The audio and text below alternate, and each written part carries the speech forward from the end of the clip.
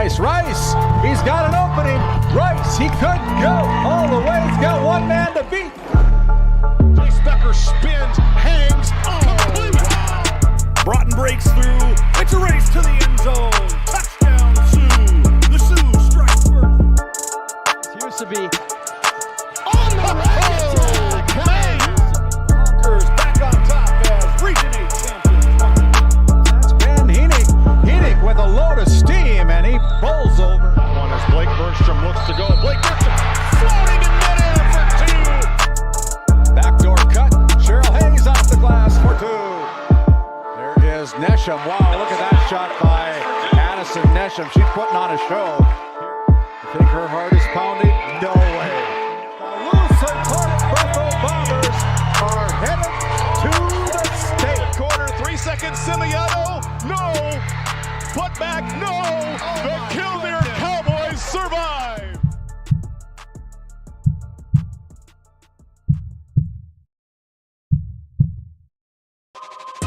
This copyrighted telecast is presented by the authority of GameDay Media, LLP, and may not be reproduced or retransmitted in any form, and the accounts and descriptions of this game may not be disseminated without express written consent by GameDay Media, LLP. GameDay Media, LLP does not own the rights to the background music of this live stream. All rights belong to the music owners. No copyright infringement intended. Today's Game Day Media broadcast is brought to you by RTC Networks, Hagen Equipment Incorporated, First International Bank and Trust, Nodak Insurance Company, Eric Mogan, Johnson and Sundin, Attorneys at Law, Shiloh Chavez with LPL Financial, Farmers Union Oil of Watford City, Patriot Fuels LLC, Mackenzie County Heritage Park and Museum, Cornerstone Bank, TNT Measurements Incorporated, Northern States Fishing Tools, WCAG Church, Doug Rolfson, Edward Jones Financial Advisor, Wolfpack Booster Club, NCC, Dakota Country 96.1 FM.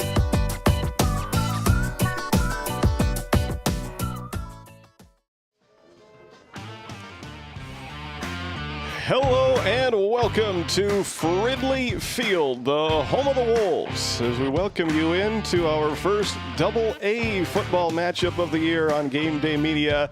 It's a cross-state rivalry that's being renewed here tonight as the Wahpeton Huskies have made the trip from southeastern North Dakota up here to the Badlands to take on the Watford City Wolves in a non-region AA matchup. Both of these teams looking to bounce back after a Week 1 loss. Watford City traveled to Castleton last week and took on a good Central Cass Squirrels team with an outstanding offense, and they gave up 41 points in that matchup, losing 41-14. Wahpeton was at home, and they took on a tough team from the AA West in Jamestown, and after scoring first, they were not able to hold on to that lead, and Jamestown got the victory in that matchup. So both of these teams looking to bounce back and get a win in non-conference action, and we'll be excited to see which team is able to come away with that here tonight. My name is Titus Stenberg. I am happy and proud to be joined by David Peterson here tonight from beautiful Watford City. And David, the wind is still blowing, but thankfully it's not blowing quite as bad as it was yesterday. The northwest prevailing winds prevail again, able to this beautiful press box here in Watford City at the Rough Rider Center. It is so fun to be down here in Watford City covering AA sports, the basketball scene, the volleyball scene, the football scene, and we can't be more excited about what's happening here.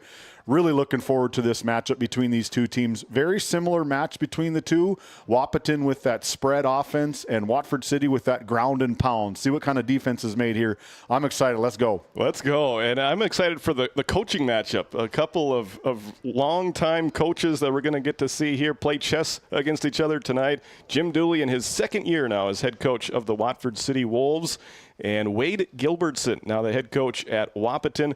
Both of these guys do a great job in running a program, and I'm excited to see what they have in store for us here tonight. And, yeah, it's going to be a great matchup here on the field and also on the sidelines. Yeah, it's going to be a back-and-forth sidelines. The view that we have, if you haven't been in this Watford City, the area is just a beautiful area. The facility around here, you got the backdrop of the Rough Rider Center. Off to our right side, we have the big, beautiful baseball field. We've been able to cover a few games over there, and it's just – the excitement is buzzing. They got tailgating going on the opposite side. They got food trucks over here in Watford City. The band is playing.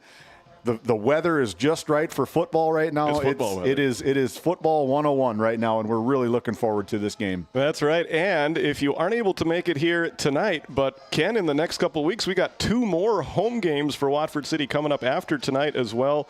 The 12th, they're going to take on Williston in a AAA versus AA matchup, and then the following week, the Wolves will host Grand Forks Central on homecoming.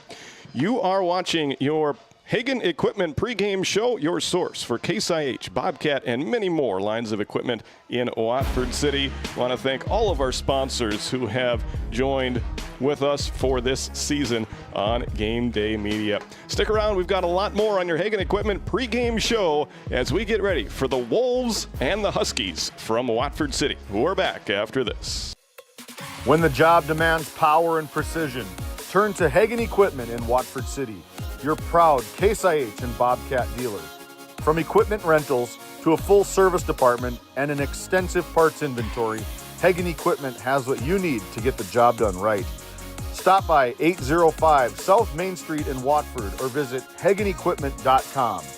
Hagen Equipment, work ready, field proven. Have you ever wondered how your internet works? It starts with fiber in the ground. And local employees who connect that fiber to your home or business. Our 9,000 miles of fiber keep you connected to your neighbors and the world, while keeping your data safe from intrusions, viruses, and malware. At RTC Networks, we're proud to offer our community the fastest, most reliable fiber optic internet available. Our goal is to keep you connected seamlessly and securely. You could put your dog in charge of deliveries. But maybe don't. You could plant your field by hand. But maybe don't? You could point in any direction and randomly choose a bank. But maybe don't? Cornerstone Bank offers high-tech, high-touch options when you want efficiency or need advice. Get the best of both, banking the way you want it. Come to Cornerstone and let us prove the difference.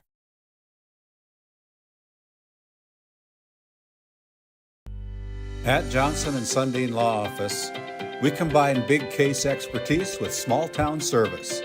Since 1980, we've fought for clients across western North Dakota. From oil and gas disputes to serious injury and wrongful death cases, probate, agriculture, and more. No matter what issue, our experienced team is ready to stand by your side. In our office in Watford City, we're here for you, wherever you are. Johnson & Sundin. Expert legal representation rooted in North Dakota. Welcome back to your Hagen Equipment pregame show. We are getting ready for some coaches' comments down on the field. Coaches' comments brought to you by Watford City Farmers Union. David Peterson is down on the field with Wahpeton head coach Wade Gilbertson. David, take it away. Right into the thick of things, Coach Gilbertson. Welcome to Watford. What's the drive like from all the way over in Wahpeton? Drive's not bad, although we had to buck that wind all the way. Started about 4:45 yesterday afternoon and all the way today from Bismarck. So, yeah. So last week, let's go back last week. We had a loss last week. What do you want to see from your team, this injury-riddled Huskies team this weekend? I want us to fight through adversity. Right. Last week we were up 6-0 and we were going in for a 2-score lead, fumbled at the 5-yard line, and we never recovered because we didn't recover from that adversity very well. So kind of took a punch to the stomach, took a punch to the face, really didn't recover from that. Had a few injuries. I thought that some of our players might have felt sorry for themselves, and to tell you the truth, I'm looking for us to respond tonight. And your sophomore quarterback, Trayton King, coming off playing some relief role with the injury to starting quarterback. What are you looking for him out of week 2? Confidence level. Have no fear in making a mistake. Just go play fast. That's your Farmers Union coach's comments. Thanks, head coach. We'll talk with you after the game. Thank you. Back to you, Titus. All right. Thank you very much, David. Great work down on the field. And David is going to come to the near side and see if he can catch up with Watford City head coach Jim Dooley in his second season now as head coach of the Watford City Wolves. Both teams warming up. Watford City will be wearing the maroon uniforms tonight, and Wahpeton in their road whites. All right, and it looks like David is ready, so we're going to send it down there to head coach Jim Dooley with David Peterson. Near sideline. Coach Dooley, year number 2 for you here in Watford City after the loss last weekend over in Central Cass. What are you looking for from your team this week? I think just looking to play a little bit better. That's kind of what we're looking week in, week out. That was a really good team. And, you know, it's a hard, long trip. I don't want to make excuses, but it is tough competing in AA when you have some of the road trips you have, especially early. So we did some good things. We just need to do them a little more consistently. I think we had a good week. So hopefully we can put a few more things together and come out and play well today. Looking at some of the stats from last week that you sent over to us, really tough getting off the field on those third downs over in Central Cass. The defense, what do you want to see from this defense this week?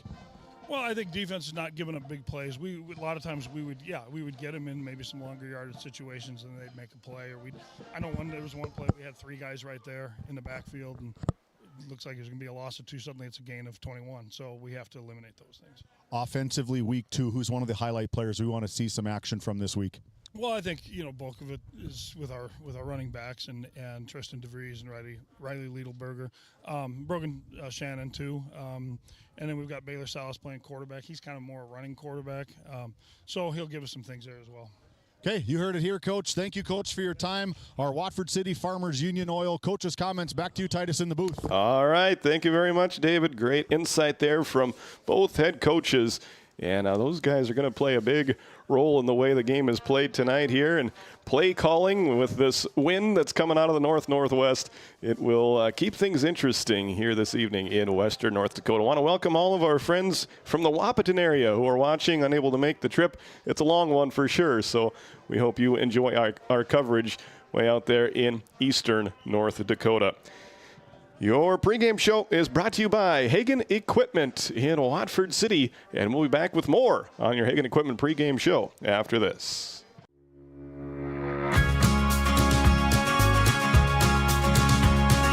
This is life.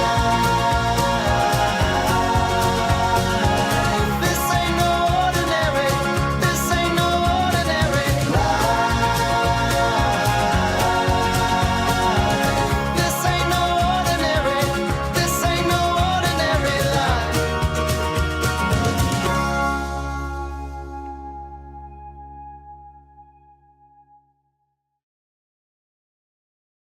GameDay Media is proud to showcase our local athletes, but we can't do it without the support of our community. We're inviting business owners like you to join our growing list of sponsors. Sponsorship not only helps give student athletes the recognition they deserve, but also puts your business front and center with fans, families, and the community. Partner with us today to promote local athletes and your business through GameDay Media. Together, we make a winning team. Looking to save on fuel and fuel up fast? Patriot Fuels of Alexander, North Dakota is your partner in profit. We're proud to support the trucking industry with high-speed fueling systems, top-quality products, and vendor relationships that put your success first. Join the Patriot Fuels Fleet Card program and unlock exclusive discounts, or simply pay at the pump. Either way, you're fueling with integrity and efficiency. Patriot Fuels, driven to deliver more, located in Alexander, North Dakota.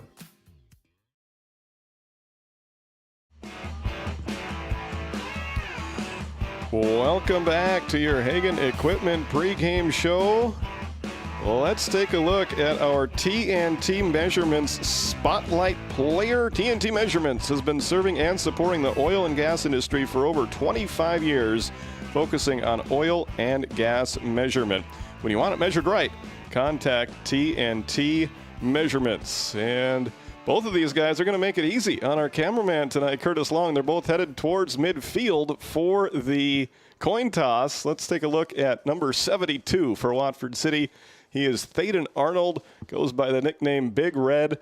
He is the center, starting center, and he will get some playing time on defense as well. And David, he has committed to go to Minot State next year, so he's going to be a Beaver and play college football there for the Wolves. And, yeah, he's going to be a fun one to watch. We're going to keep an eye on him here this evening for Watford City. Well, when you stand 6'4", 280 pounds, there's probably a lot of people in the collegiate ranks that are sought after you. So we saw him play basketball a couple different times when we crossed paths in the last basketball season. He's a good-looking athlete. He's very quick on his feet and just brute strength. And that's what probably Minot State is really looking at. His athletic ability playing the offensive line.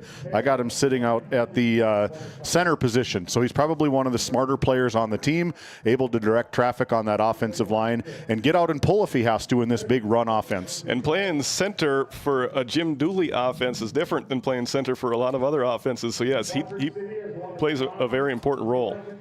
Watford City has won the toss here as we flip it over to Wahpeton's side for our TNT Measurements player spotlight. And for that side, we're going to look at Braden Steffens. He wears number 10, a 6'1", 175-pound senior, and he is a returning all-state player for Coach Gilbertson and the Huskies. Yeah, last week he had 5 receptions, 94 yards, a big 36-yard touchdown pass. Like you said, that 2024 All-State. And they're also missing a couple other all-state players due to injury, looking to get that quarterback back next week, hopefully, and get Trayton King out in his familiar running back position. Yep, and Coach Dooley mentioned it. Watford City also dealing with injuries. Their starting quarterback, Wyatt Bockelman, got injured in that game at Central Cass, so he is out for a few weeks, and it's going to be Baylor Salas filling in for him. We'll be keeping an eye on number 20 there for the Wolves, Baylor Salas. And then another injury for the Wolves that it looks like is going to be a season-ending injury or season-long injury for Sam Inman. I was really looking forward to him and Thaden Arnold playing together on the line this year, but he sustained an injury, and it sounds like he is out for the season. Hopefully he'll be ready to go for wrestling season, but does not sound like the Wolves will get him for this football season. So it is early in the season, but injuries, they don't pay attention to what time of year it is. They can hit any team at any time, and both of these teams trying to fight through that adversity that Coach Gilbertson mentioned of some early season injuries. Yeah, you see Sam Inman walking right in there, the big number 79. He sits in there about 6'4", 260 pounds, 290 pounds, 6'2". So that is another bull up front that Coach Dooley and his run heavy offense is really missing this year. But nonetheless, like you said, you want to get back for wrestling. At some point in time, you have to sacrifice that injury and get yourself healthy. That is right. So we've got just over a minute there on the warm-up clock. I think we'll take... Do we have Mr. McNary queued up there to take us through the... All right, we're going to step aside here for one last quick break on your Hagen Equipment pregame show, and we'll be back with more from Watford City right after this. Farmers Union Oil Company of Watford City has been serving the customers in and around the surrounding community since 1929. Farmers Union Oil believes in community involvement and has supported numerous activities since the beginning. We take pride in giving back to our patrons through dividends and stock retirements. Our customer service should be our top focus to ensure a pleasurable experience for you, our customer.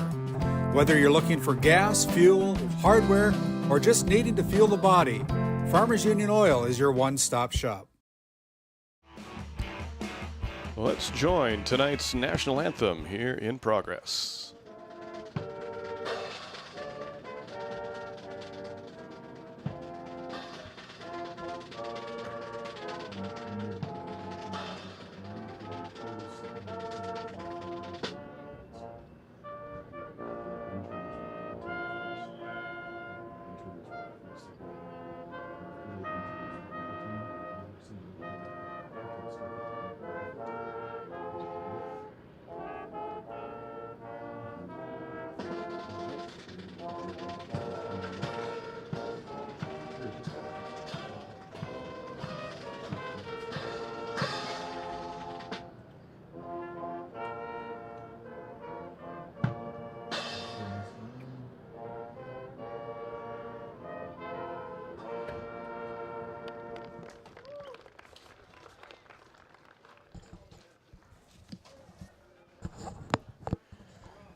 A great rendition of the national anthem from the Watford City High School Pep Band.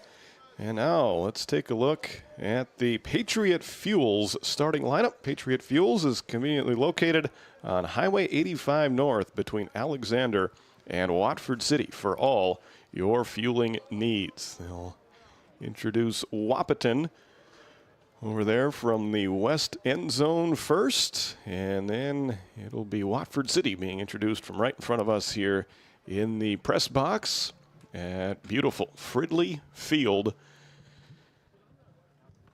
A few coats, lots of hoodies that we see, and we're going to toss it over to our PA announcer, Greg McNary. Campus of Watford City High School. Tonight's Class AA football game will be played under the strictest code of good sportsmanship. Fans, you're asked to support your teams and refrain from booing at any time. Players, you're asked to be positive role models at all times and to remember that you represent your school and community by your actions. Help us all to be number one in sportsmanship. And now at this time, we'd like to introduce our officials. The officials for the game are registered and assigned by the North Dakota High School Activities Association. The officials tonight are Drew Floggen, Bryden Picklesheimer, Shane Adness, Peter Sikora, and Chaz Neff. And now, ladies and gentlemen, let's welcome the starting lineup tonight for the Wahpeton Huskies. We're going to announce their offensive set.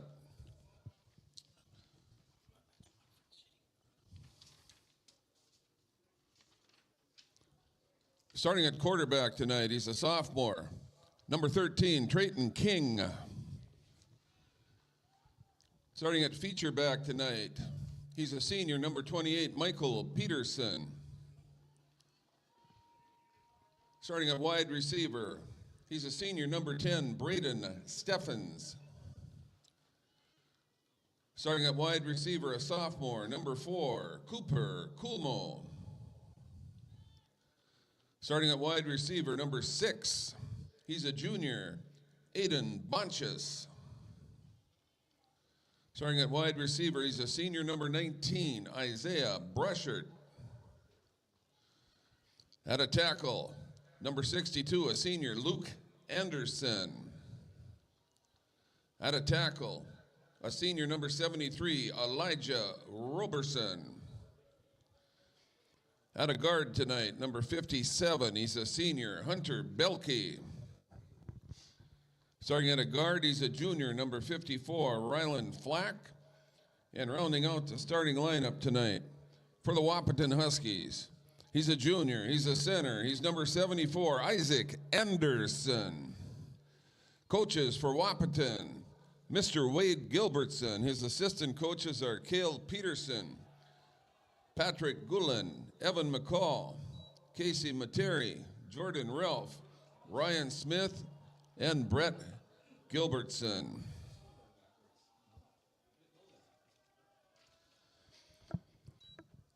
And now, ladies and gentlemen, here's the starting lineup for your Watford City Wolves. The defense. Starting at linebacker, he's a junior, number 3, Tristan DeVries. Starting at a corner tonight, he's a senior, number 4, Connor Winter. Starting at a corner, he's a junior, number 5, Riley Lethal Liedal Berger. At safety tonight, a junior, number 12, Bryson Wolf. At defensive tackle tonight, he's a senior, number 28, Jaden. He's the wagon master, Wagner. At linebacker, a sophomore, number 30, Brogan Shannon. At linebacker, a junior, number 52, Harper Moberg.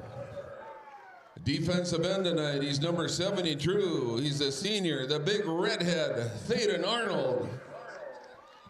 At defensive end, he's a junior, number 77, Brandon Beef Spacer.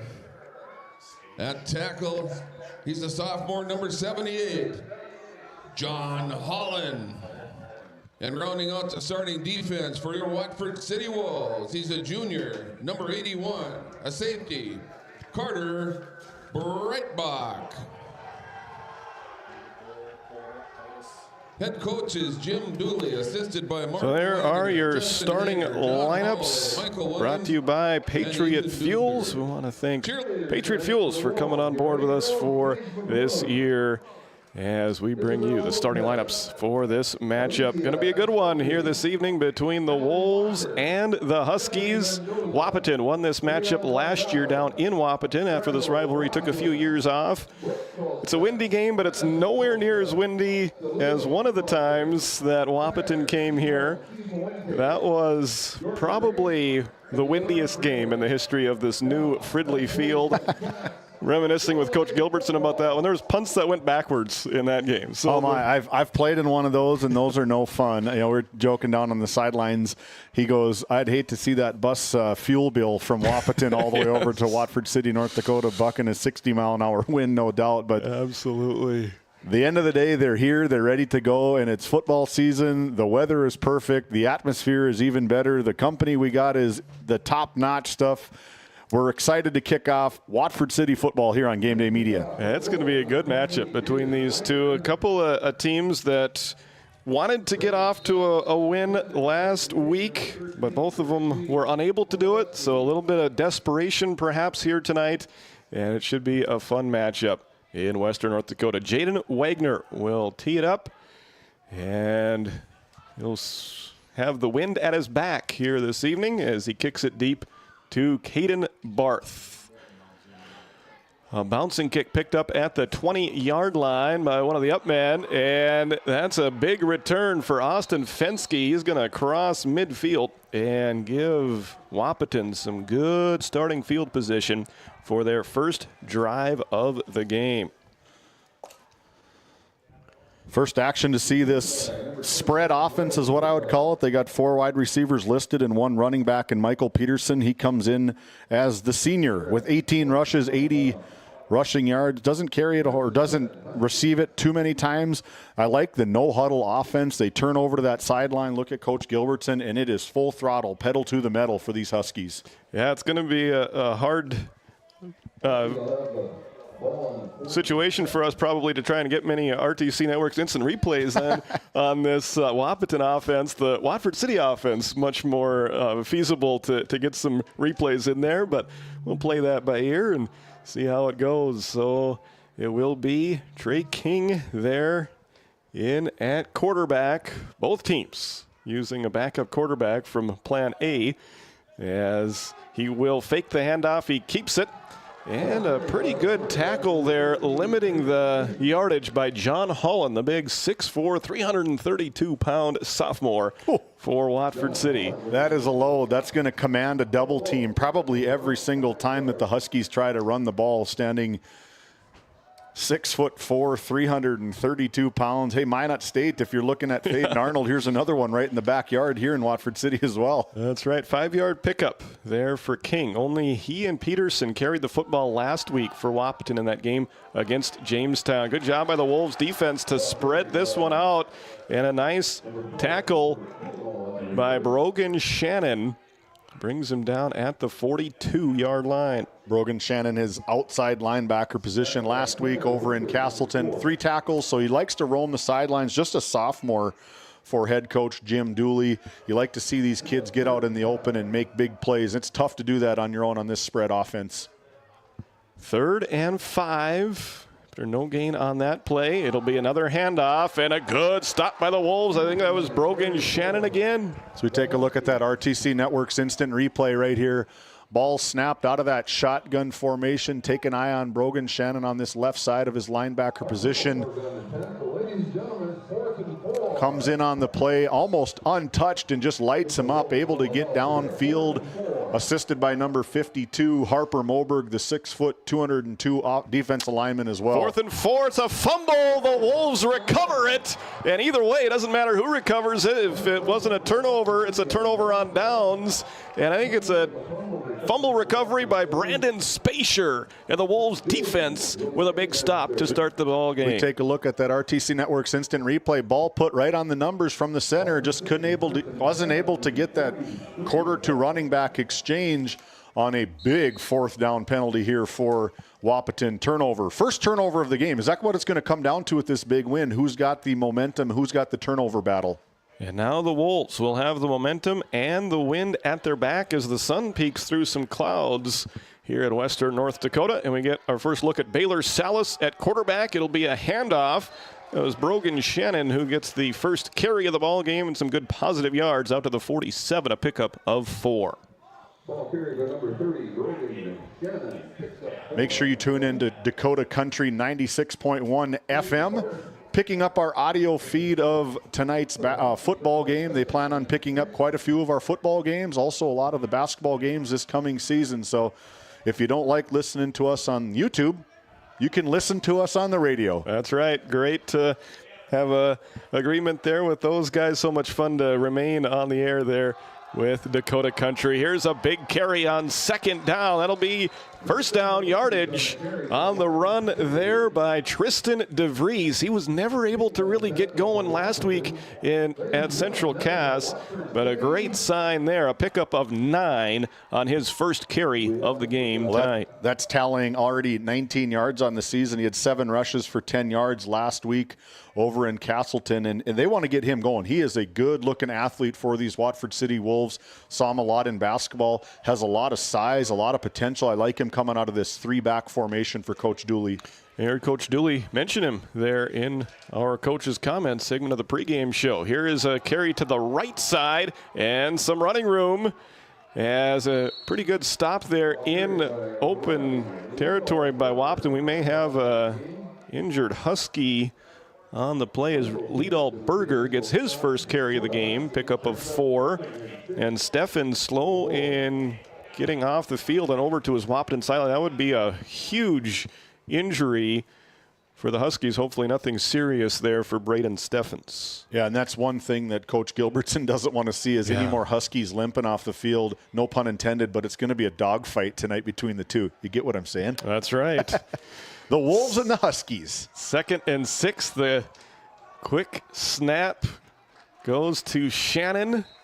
One of the favorite plays in this Jim Dooley playbook. And Brogan Shannon picks up 5 yards on that one. It's nothing fancy there. It's take the football, run it behind your big guys, and see how far you can go. Is that the favorite, Titus? Run it left, or is the favorite run it right? From what I've seen early, it's just run it. Run it. Yep, the wind at the back, but as of yet, the Wolves have not put the ball in the air so far on this drive. They picked up 1 first down. They've ran it 4 times for 22 yards. And now it'll be a 3rd down and short. And this is a perfect position for a running offense. 3rd and 1. Good stiff arm there. And a big carry to the 20. The 15 is where he'll be pushed out of bounds. Tristan DeVries picks up 20 and another Watford City first down. So take a look at that RTC Network's instant replay. Just misdirection City here. Nice kick out block attempt from number 77, Braden Speecher, and able to stiff arm after stiff arm after stiff arm all the way down into the red zone for the Wolves on their first drive of this home season. Give DeVries 22 yards on that carry, and it'll be 1st and 10 from the 13. Who's going to get the snap? It will be DeVries. He starts up the middle and goes to the left. He's hit and dropped inside the 10 by Caden Barth, but more positive yardage for DeVries and the Wolves. Yeah, Coach Dooley's got to be pretty happy with this first drive, able to march the field off that turnover from Wahpeton right off the bat, but able to get at least, it was 53-plus yards that they've been working with right now on this 2nd and 5. Another 5-yard carry. Everything has been 4 yards or more so far for the Wolves. And they are knocking on the door now inside the Husky 10-yard line. Pre-snap movement. Snap goes to DeVries. Takes it over the left side. He's inside the 5. Another positive carry for this Wolves offense. Big number 54, Ryan Flack for Wahpeton, playing out of this 3-4 defense. I like what they got. Giving up 23 points last week. They allowed 151 yards rushing, so that's going to play favor big time to Watford City, who is a very run-heavy offense. 3rd and 2. The Wolves can get a first down without getting a touchdown, as Salas started under center. Now he backs up. And it will be Liedal Berger over the right side. He's in there. Touchdown, Watford City. A 5-yard touchdown run by Riley Liedal Berger. And the Wolves are on top 6-0 with that Cornerstone Bank touchdown. Look at that Cornerstone Bank. That looks like a running back to me, following the blocks, following right off of his bigs on the right side of the line. Way to open up the holes here as they go for 2.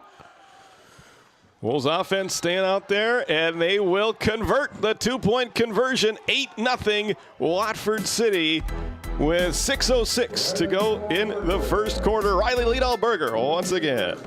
So we take it out here with our touchdown just off the right side, following the lead blocks into pay dirt. Wolves 8, Huskies 0. Since 1978, Northern States Fishing Tools of Watford City has been your trusted partner in the oil field. Serving the Wollaston Basin, we offer top quality fishing and rental tools, including packers, plugs, and through tubing equipment. With expert knowledge and decades of experience, we deliver results tailored to your needs, all at competitive prices. Give us a call, 701-842-3350, or visit northernstatesfishingtools.com. Northern States Fishing Tools, quality tools, proven service.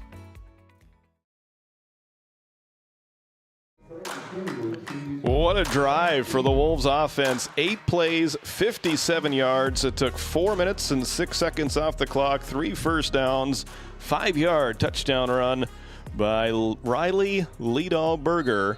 And he adds the 2-point conversion himself. A short kickoff, and it will be picked up near the 30-yard line by Isaiah Brushert.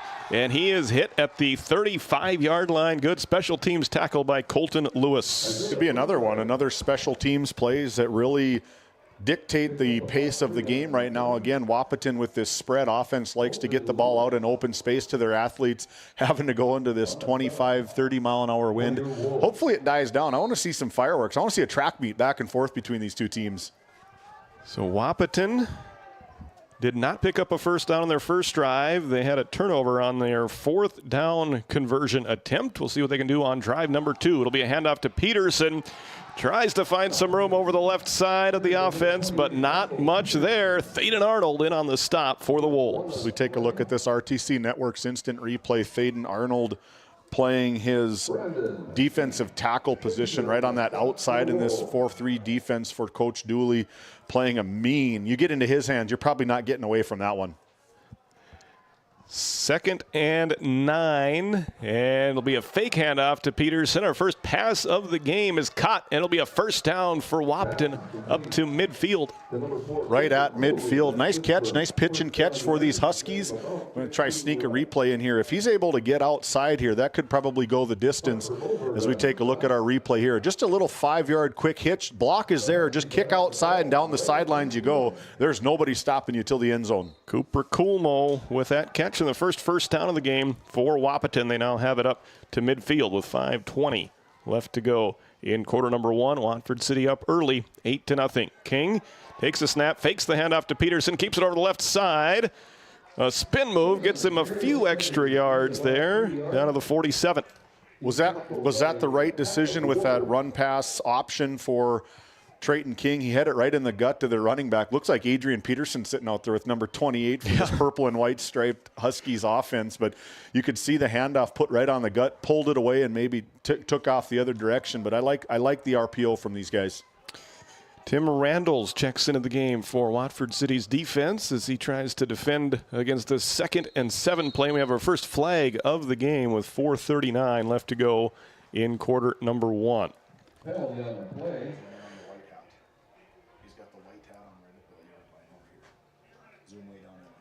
Check in with Drew Floggin. Full start. Offense number 5. 5-yard penalty. Still second down. So first penalty of the game goes against Wahpeton. They had 6 penalties in game number 1 against Jamestown. So that moves them back into Husky territory. Now 2nd and 12 from their own 48. 2 receivers left, 1 receiver right. King takes the snap and will hand it off this time. And look at that open field tackle by Connor Winter. Beautiful open field tackle from senior Connor Winter coming out of his defensive back position. Saw the ball coming his way and shot like a missile to the backfield. That's a harder thing to do than most people think, is take down Michael Peterson in the open like that. 3rd and 10. Now ball on the right hash mark, right back to midfield. Wolves defense has looked good for much of this first quarter. We'll see if they can get a 3rd down stop here. Fake the handoff. Pass is caught by Steffens, his first catch of the game. Tries to follow his block from Coolmo and gets pushed out of bounds. The Watford City sideline at the 45-yard line. Assistant coach Marty Wagner helping the last year's All-Stater back up to his feet. Yeah, he's a nice-looking player for Wahpeton. You know, Watford City last week, they were able to get off the field just 2 of 5 on 3rd downs, 2 of 3. Better luck, I guess, on 4th downs, keeping the ball in their possession. No punt look here for Wahpeton. Try to get something other than a turnover here. 4th and 5, a very similar spot in the field where they had their first 4th down opportunity. To be a handoff to Peterson, and he is stuck. He's going to be short. Great tackle there by Harper Moberg. Harper Moberg again coming in hot, seeing the gap, shooting right into that B gap on the right side of the big all-state center for the Wahpeton Huskies. Right, boom, right there. Dropped him for a loss. Turnover on downs for the Watford City Wolves.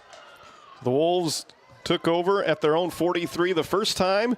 This time they take over at their own 43.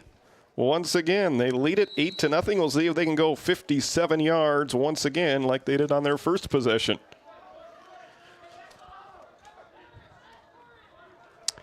8 running plays, 57 yards on their first drive. Baylor Salas back in at quarterback. This 2-wing look. It's the spinner and the handoff comes to Riley Liedalberger. Look at that pile move forward.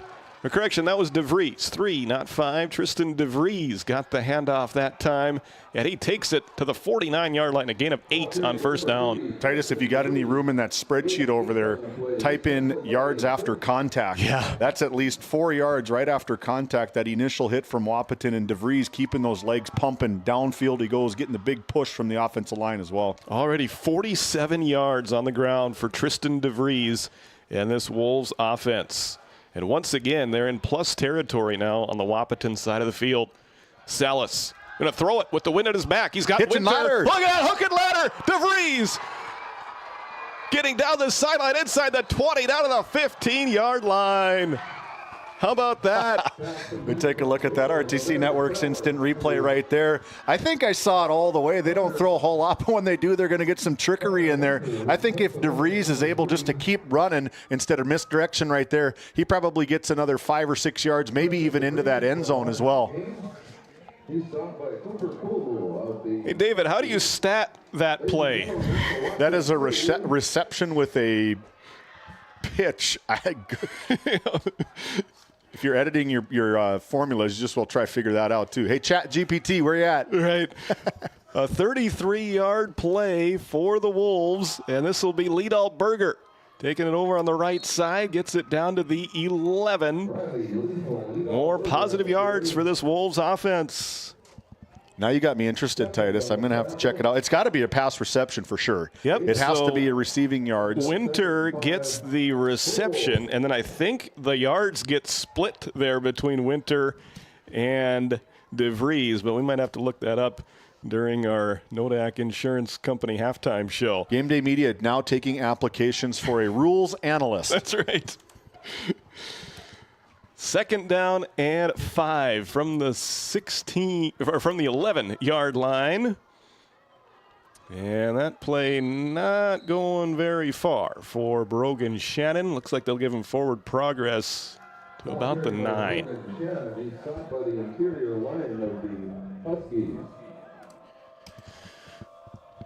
3rd and 3, only 95 seconds left to go in this fast-moving first quarter. The wind at the back of the Wolves. They're playing well in this first quarter, leading Wahpeton 8-0 on your NCC scoreboard. Salas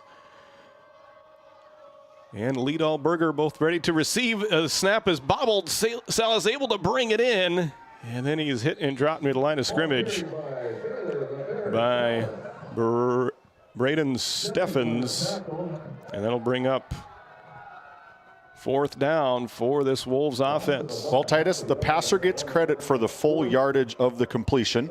Okay. Receiver 1, the hook receiver, gets credit for the reception. No fumble or turnover.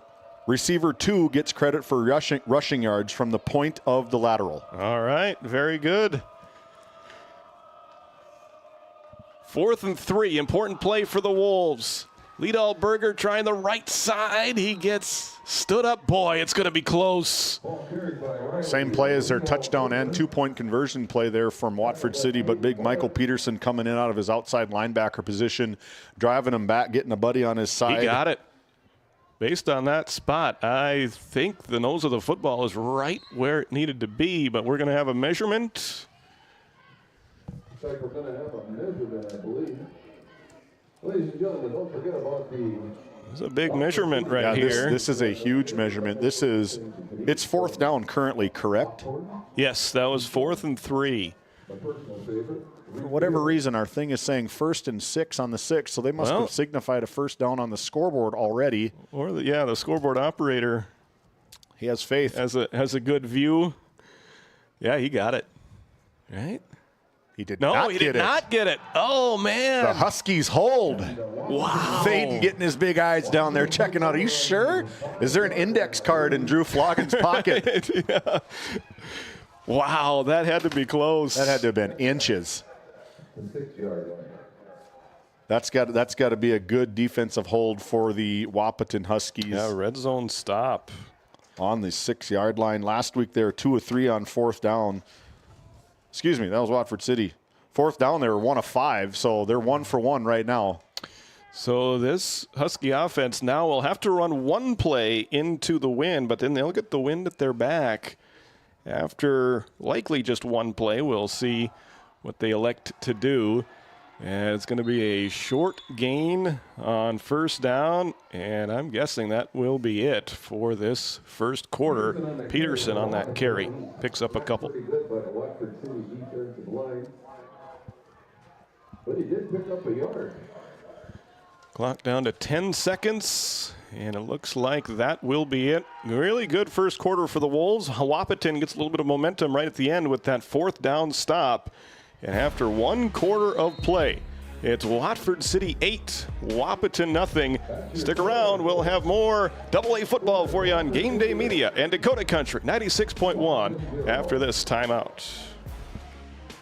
We often think of frontiers as pages in a history book, a time gone by. But even in this modern world, there are new frontiers to conquer. Whether you're tending the land to grow a better tomorrow or growing a business for new opportunities, the work you do powers the world. Exploring the frontier means stepping forward, shaping the future for yourself and for those around you. First International Bank and Trust, helping you live first, one step at a time. At Johnson and Sundin Law Office, we combine big case expertise with small town service. Since 1980, we've fought for clients across western North Dakota. From oil and gas disputes to serious injury and wrongful death cases, probate, agriculture, and more. No matter what issue, our experienced team is ready to stand by your side. In our office in Watford City, we're here for you, wherever you are. Johnson and Sundin, expert legal representation rooted in North Dakota.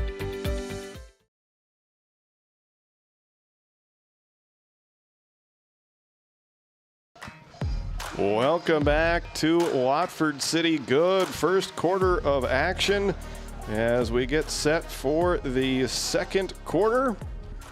The Northern States Fishing Tools quarter start. Northern States Fishing Tools, a locally owned fishing and rental tool company serving the Williston Basin since 1978. So it will be second down, and they call it 8, a 2-yard carry there for Michael Peterson, giving him 5 carries for 9 yards in that first quarter, and he'll start the second quarter with the football in his hands and not much running room. That Watford City Wolves defensive line standing tall. Thaden Arnold finished that play off there. Along with Harper Moberg once again. I was just going to say, he come over and absolutely cleaned him up there. He's holding up just like a golf ball, just hit it, sitting there on a tee, and Thaden Arnold just teed off and just decked him, putting him onto the ground for minimal gain. Third down, 3rd and 8 from the shadow of their own goal line. The wind at the back now of Trayton King and this Wahpeton Husky offense, but they are going to keep it on the ground. Peterson trying to go right up the middle. Brogan Shannon, and once again, Harper Moberg in on the stop after a gain of maybe 4, and I think we're going to have our first punt of the game. Big 52 for Watford City as well. Harper Moberg coming off. I think he hit him too hard. He got a little stinger, but now they're really looking to try flip the field here a little bit with this big wind coming out of the northwest here in Watford City. They got a pretty good punter. They got, was it Peterson? Good open field tackle. Bryson Wolf gets a 6-yard return, and that's going to be good field position for the Wolves as they take over in Wahpeton territory. Boy, they sure like this 43 to 45-yard line here for Watford City. Good starting field position, already on their own side of 50-yard line, so that's got to be good momentum for Coach Dooley and the Wolves. They were turned aside on 4th down on their last drive. They'll start this drive at the Wahpeton 45-yard line. Now moving left to right as we watch it from the press box at Fridley Field. Nice crowd on hand across the way as the Wolves look to drive into the wind for the first time. Liedal Berger takes a direct snap, comes to the near side, and is taken out of bounds by King after a gain of 4. Liedal Berger, again, one of the better running backs in this Division AA football league. He comes in with, I think, 93 yards rushing. Big game against 1 touchdown. He had a huge carry for the Wolves last week in Castleton. Picks up 4 on that carry as Trayson Boss checks into the game. He's the wide receiver on the near side. Everybody else very close to the football. And who's going to take the snap? It will be Salas. Keeps it 40, 35, 30. Salas inside the red zone, and he is forced out of bounds near the 5-yard line by King. Wow. I think the only person that didn't get faked out was Mr. Curtis, our cameraman here. Curtis, look at the angles on this capturing here from Curtis, getting it all the way down to about the 7-yard line here for Watford City. Excellent camera work. Our cameraman for tonight, Curtis, help me out on the last name. Long. Curtis Long, Yes, and Jackson Lee running the show for us this afternoon. An early start here in Watford City. It is, yep. A 7 o'clock start next week as the Wolves take on Williston. Who's got it this time? The Wolves have it all the way to the 1-yard line. It was Brogan Shannon, and the Wolves are knocking on the door right now. Boy, you just about got to watch that whole, looks like a tush push almost from where we're sitting at here in this press box in Watford City. So 2nd and goal. Ball spotted at the 1.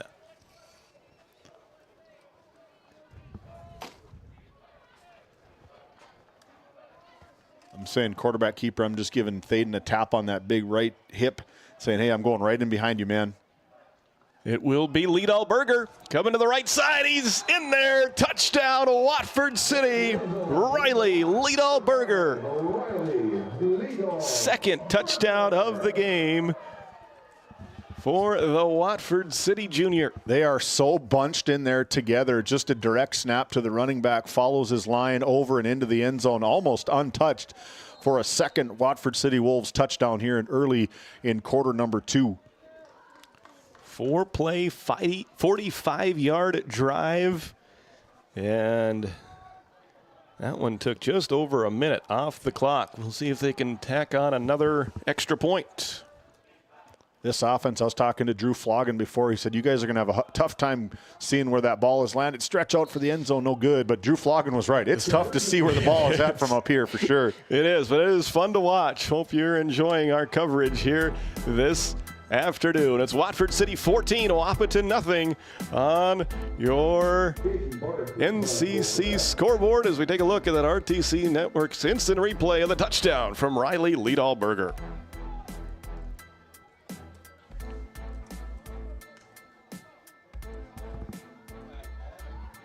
You could put your dog in charge of deliveries. But like, maybe don't. You could plant your field by hand. But like, maybe don't? You could point in any direction and randomly choose a bank. But like, maybe don't? Cornerstone Bank offers high-tech, high-touch options when you want efficiency or need advice. Get the best of both, banking the way you want it. Come to Cornerstone and let us prove the difference. Burgers, second touchdown, yep. 9:46 to go in quarter number 2. Watford City leading Wahpeton 14-0. Watford City 143 rushing yards. As this is a short kickoff, picked up at about the 32-yard line by Peterson. Takes it across the 40, near the 43 for a pickup. Well, they've got to be ecstatic because last week they had 160 in the whole game. Yeah. They got 143 yards already just in 1.5 quarters of football here on opening night in Watford City. Home opener for the Wolves at this beautiful Rough Rider Center with, I don't know, you'd probably call him a legend. Fred Fridley. Absolutely. Yes. Yeah, to have your name. I remember that name back when I was in high school. Watford City was Division 11A back in the early 2000s, and it was Watford City on repeat at the state championship games, it seemed like, because of that man. Yep, he's a Watford City Hall of Famer. We'll tell you a little bit more about the Hall of Fame that's coming up here homecoming weekend as our coverage continues. There's an incomplete pass from King. Good coverage out there by Connor Winter once again. Connor Winter just sticking his big left hand in there, coming out of his defensive back position. Really a lockdown defender for Connor. You see right there, just getting his hand in there, getting up, hands up. Yeah, everybody saw it. Tipped away. 2nd and 10. 3 receivers to the left, 1 to the right. Shotgun formation for King. Looks left, passes left, incomplete. Little bit too much on it. I think the wind may have affected that pass attempt to Cooper Coolmo. Maybe some misunderstanding from player to quarterback because I think it looked like it dropped in between 2 players right there on that play, over the head of the short receiver and short of the long receiver. Yeah. So 3rd down and 10 from the 44. 3 receivers left as King, as Peterson at his side, takes the snap, has a little bit of time, and it's caught.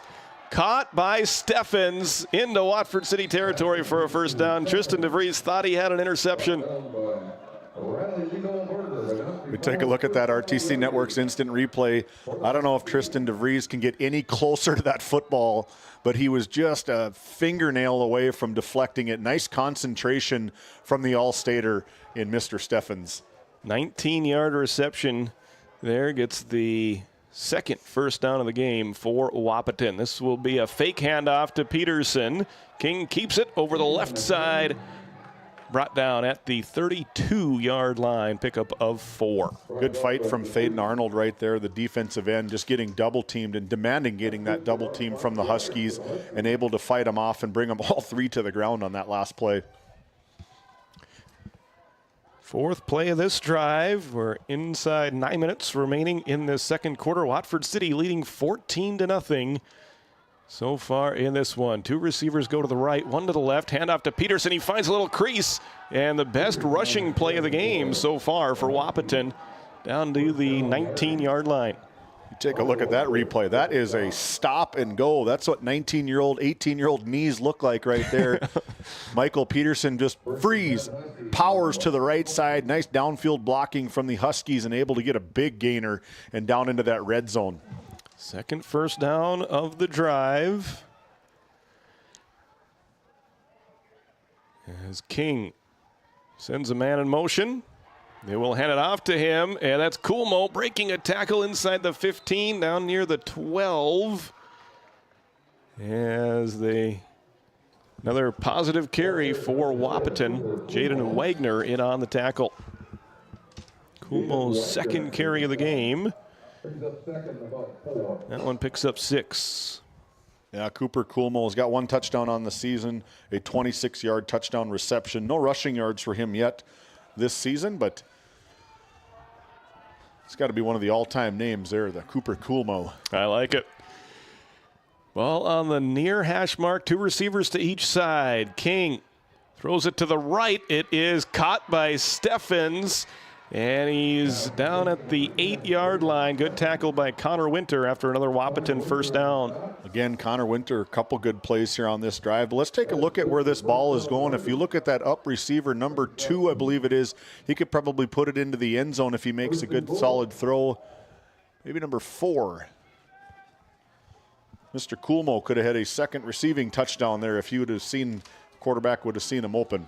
First and goal from the 9. Trips right, 1 receiver left. Fake handoff to Peterson. Quick pass right side. Steffens gets by 1 man, and then a flag comes in as 3 Wolves tackle the Husky at about the 4-yard line. Gain of 5 with the penalty pending.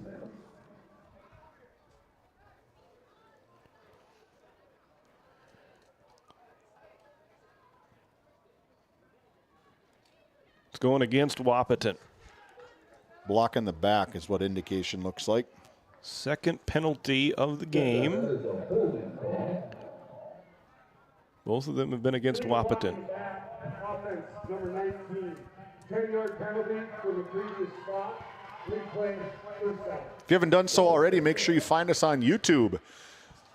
You can search Game Day Media ND on YouTube. Make sure you hit that like, the subscribe, and the notification bell. Make sure you get alerted every single time that Game Day Media is live. Going to be a lot of them down here in Watford City. Looking forward to the action. And we've got a timeout. Our first timeout of the game brought to you by LPL Financial. And we'll be back for more after this. Have you ever wondered how your internet works? It starts with fiber in the ground. And local employees who connect that fiber to your home or business. Our 9,000 miles of fiber keep you connected to your neighbors and the world, while keeping your data safe from intrusions, viruses, and malware. At RTC Networks, we're proud to offer our community the fastest, most reliable fiber optic internet available. Our goal is to keep you connected seamlessly and securely.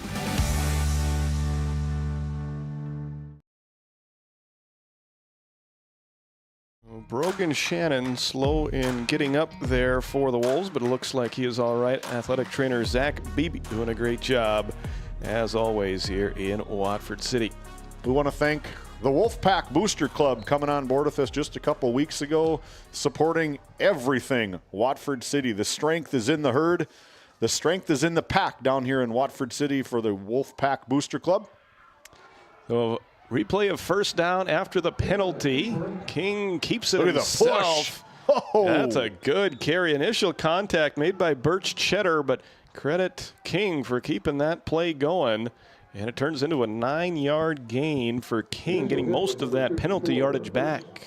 Boy, that's a name in Watford City I haven't heard in a while is Cheddar. That was a huge name back in the early 2000s associated with football and track and field.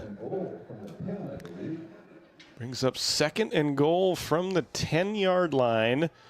The Wolves were stopped down on this part of the field. On a fourth down, they'll try to return the favor here if they can get a stop on this goal-to-go situation for the Husky offense. Peterson finds a hole up the middle. He drives inside the 5 down to about the 3, where Brandon Spacier brings him down, brings up third and goal. Harper Mogan Moberg, excuse me. Harper Moberg doing his middle linebacker thing, sticking his nose in there. Let's talk about the offensive linemen for these Huskies. Yeah. Luke Anderson, Hunter Bolke, Isaac Anderson, Ryan Fleck, Elijah Roberson, moving these mountains of people on the defensive line for the Wolves. 3rd and goal. Wind at the back of the Huskies. Kumo goes in motion, does not get the carry this time. Instead, it's Peterson, and he will find his way into the end zone. Touchdown, Wahpeton.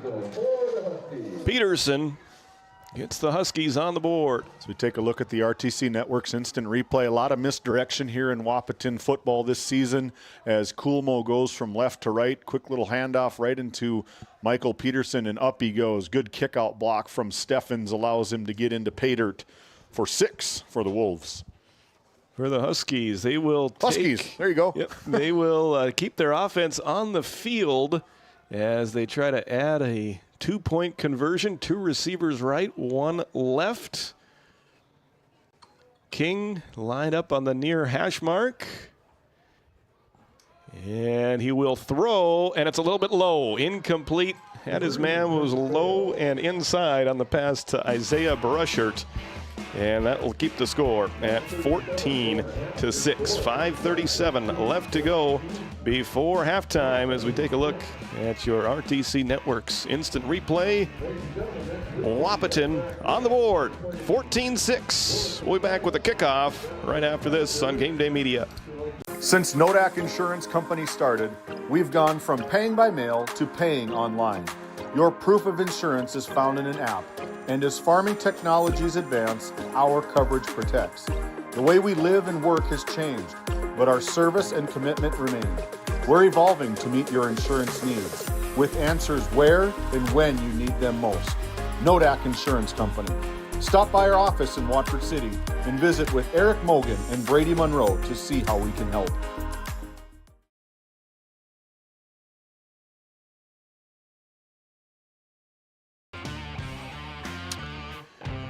5:37 remaining here in this first half. Entertaining football thus far from Fridley Field. Peterson lines a kick off of Boss. He goes back, retrieves it, picks it up at the 30, gets it up near the 34-yard line where he is dropped there. And Watford City's offense comes back onto the field. Lots of time to work with yet. 5:30 remaining in this second quarter. Stick around for your halftime show. That'll be brought to you by Nodak Insurance Company with your agent in Watford City and McKenzie County, Eric Mogan. This drive starting at the Wolves' 34-yard line. And David, this is hard to believe. This is the worst starting field position that Watford City has had so far today.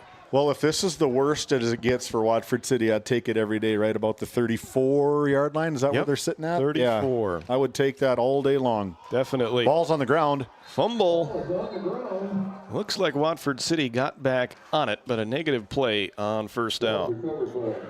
You know, last week, watching the game on against Jamestown, these Huskies, they were just able to get one takeaway. The defense was they got a fumble in the game and was able to maybe capitalize on that, but another opportunity that they could have sniffed it and gotten the ball right at that 32-yard line in their own territory.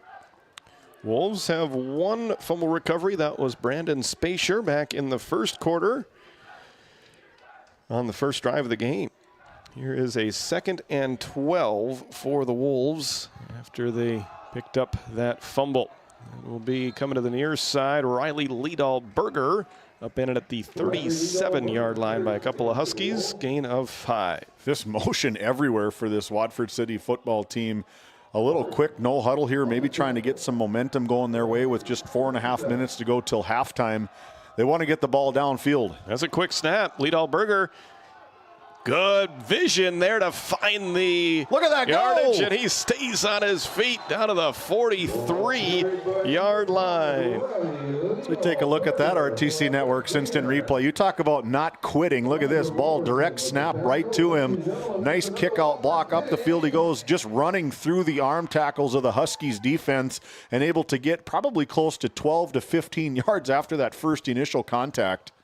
1st and 10 at the 42-yard line of the Huskies. This Wolves offense, it's a thing of beauty when it's working right, and it has worked right almost this entire first half.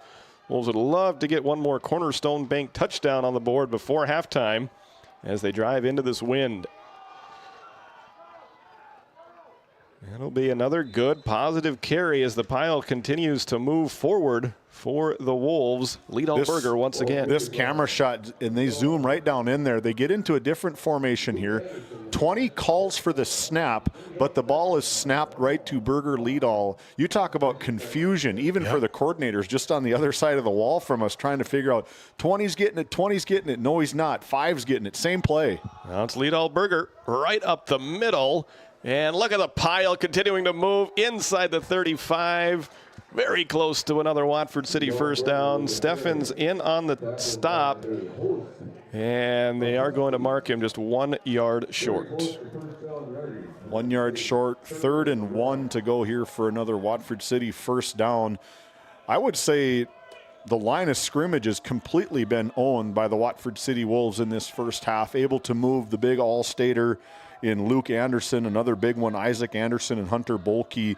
Luke Anderson, 6 tackles on the season leading up to this game, 1 big sack against the Blue Jays last week. Especially on offense. This offensive line for the Wolves has been really good. There's a quick snap to the fullback, and that is first carry of the game, I believe first carry of the season for Jonathan Sargent, first down Wolves. Yeah, when we looked at their stats, big thanks to all these coaches for sending us their stats. Coach Gilbertson, this big layout of all the kids. You are the biggest cheerleader for your team, and we sure appreciate everything that everybody sends to us. And I think my call sheet has about 7 running backs on it for Watford City, except for him, who just got his name called. Jonathan Sargent, and there he goes right behind the right guard. This time it'll be a little deeper snap to Liedalberger, and he carries it down about the 27-yard line. Good initial hit from Trayton King, the 6'2" sophomore, 190 pounds, kind of out on an island by himself. We take a little injury timeout. And with 1:49 left to go in the second quarter, we will step aside for an LPL Financial. Thank you to Shiloh Chavez for sponsoring our timeouts this year.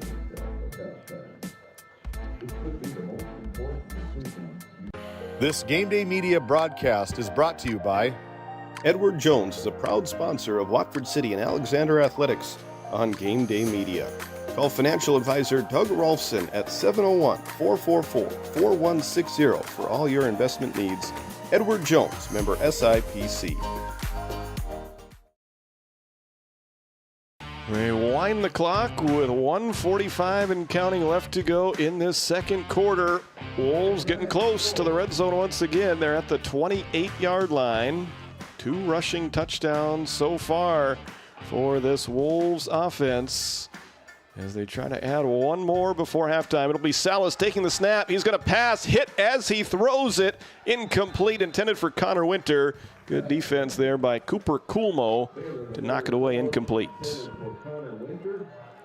Just the second pass of the game attempted by the Wolves. This one falls incomplete. And it's now 3rd and 9. Ball at the Wahpeton 28-yard line.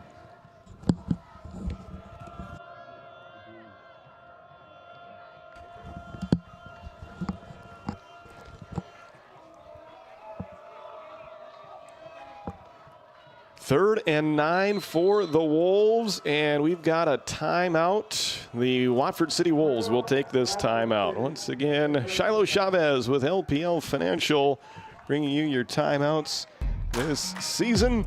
And we'll be back for more from Fridley Field right after this.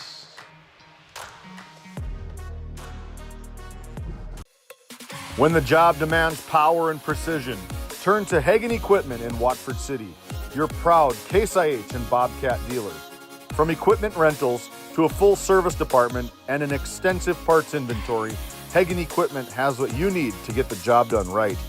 Stop by 805 South Main Street in Watford or visit HagenEquipment.com. Hagen Equipment, work ready, field proven.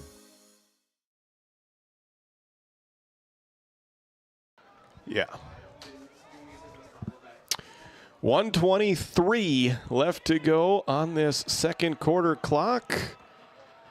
Rogan Shannon not out there for this. So they are going to put that extra second back up there. 124. Rogan Shannon left due to a injury earlier in the game. He's sitting on the bench right now. So Jonathan Sargent has replaced him in this Wolves offense as Baylor Salas starts under center and backs up. And who's going to take the snap? It's going to be dropped, and then Liedalberger picks it up. Good surge from the Wahpeton defense as Hunter Belke got in the backfield, but the Wolves able to gain some positive yardage out of it. And as Wahpeton takes a timeout, we're going to keep it right here, get some more live reads in there for you. Thank a couple more of our sponsors. WCAG Church, right here in Watford City. One church, multiple locations. You can also find us in Fairview, Montana, Belfield, and in Kenmare. Service times on the screen there, along with the Hispanic service at 1:15 here in Watford City. And also the McKenzie County Heritage Park and North Dakota Oil Museum, where pioneering spirit runs strong. We've got Heritage Day coming up there at the Heritage Park on September 20th. Mark your calendars. It's always a fun day, great chance to step back in time. And right here on Watford City, if you haven't checked it out, it's the building on the west side of town with all those flags flying out there. They've been getting a workout here this week with all the wind that we've had in western North Dakota. 4th and 5. Enormous play coming up here with 1:14 left to go in the second quarter. Watford City football leading it 14-6 on your NCC scoreboard. Who's going to take the snap? It will be Salas. Spins, keeps, gets stood up, and driven backwards. The Husky defense stands strong. Huge stop from number 28, Michael Peterson, too, coming out of his linebacker position, just meeting him up, walling him up, and shutting him down. So that turns the Wolves offense over on downs. Football back to Wahpeton. Wind is going to be at the Huskies' back. They'll have 2 timeouts to work with. 1 minute, 9 seconds on the clock as the Huskies try to do something here before halftime. King takes the snap, looks right, passes right, it's picked off. Connor Winter, the 26, the 20, the 10. He is in there. Touchdown, Watford City. A pick 6 for Connor Winter. Make sure we hit the highlight button on that. Read it the entire way. Jumped the early out route, and nothing but pay dirt for the Wolves. Let's take a look at the RTC Network's instant replay on that one. Well, we're not going to catch the entire thing there, but we got the celebration. Outstanding play by Connor Winter. And just like that, the Wolves offense was stopped, but the defense was not. 26-yard pick 6 for Connor Winter. We've got flags flying before this 2-point conversion attempt. Illegal substitution, offense number 26, 5-yard penalty, replay the try. So first penalty of the game against Watford City comes with 1 minute remaining in this second quarter. That will make the 2-point conversion a little bit more difficult.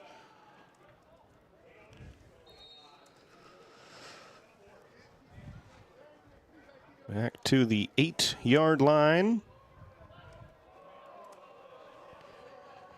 1 minute to go. This will be an untimed down on this 2-point conversion attempt. Watford City leading Wahpeton 20-6. Salas throws it to the right side. It's caught by DeVries, but the Wahpeton defense will string it out and make it an unsuccessful 2-point conversion try. Connor Winter with the pick 6 gets the Wolves on the board, back up by 2 touchdowns. It's 20-6 with a minute left in the second quarter. This Game Day Media broadcast is brought to you by TNT Measurements Incorporated, providing oil and gas allocation meter proving, calibrations, and production facility lac provings. To schedule your proving, contact Derek Thompson at 701-421-1351.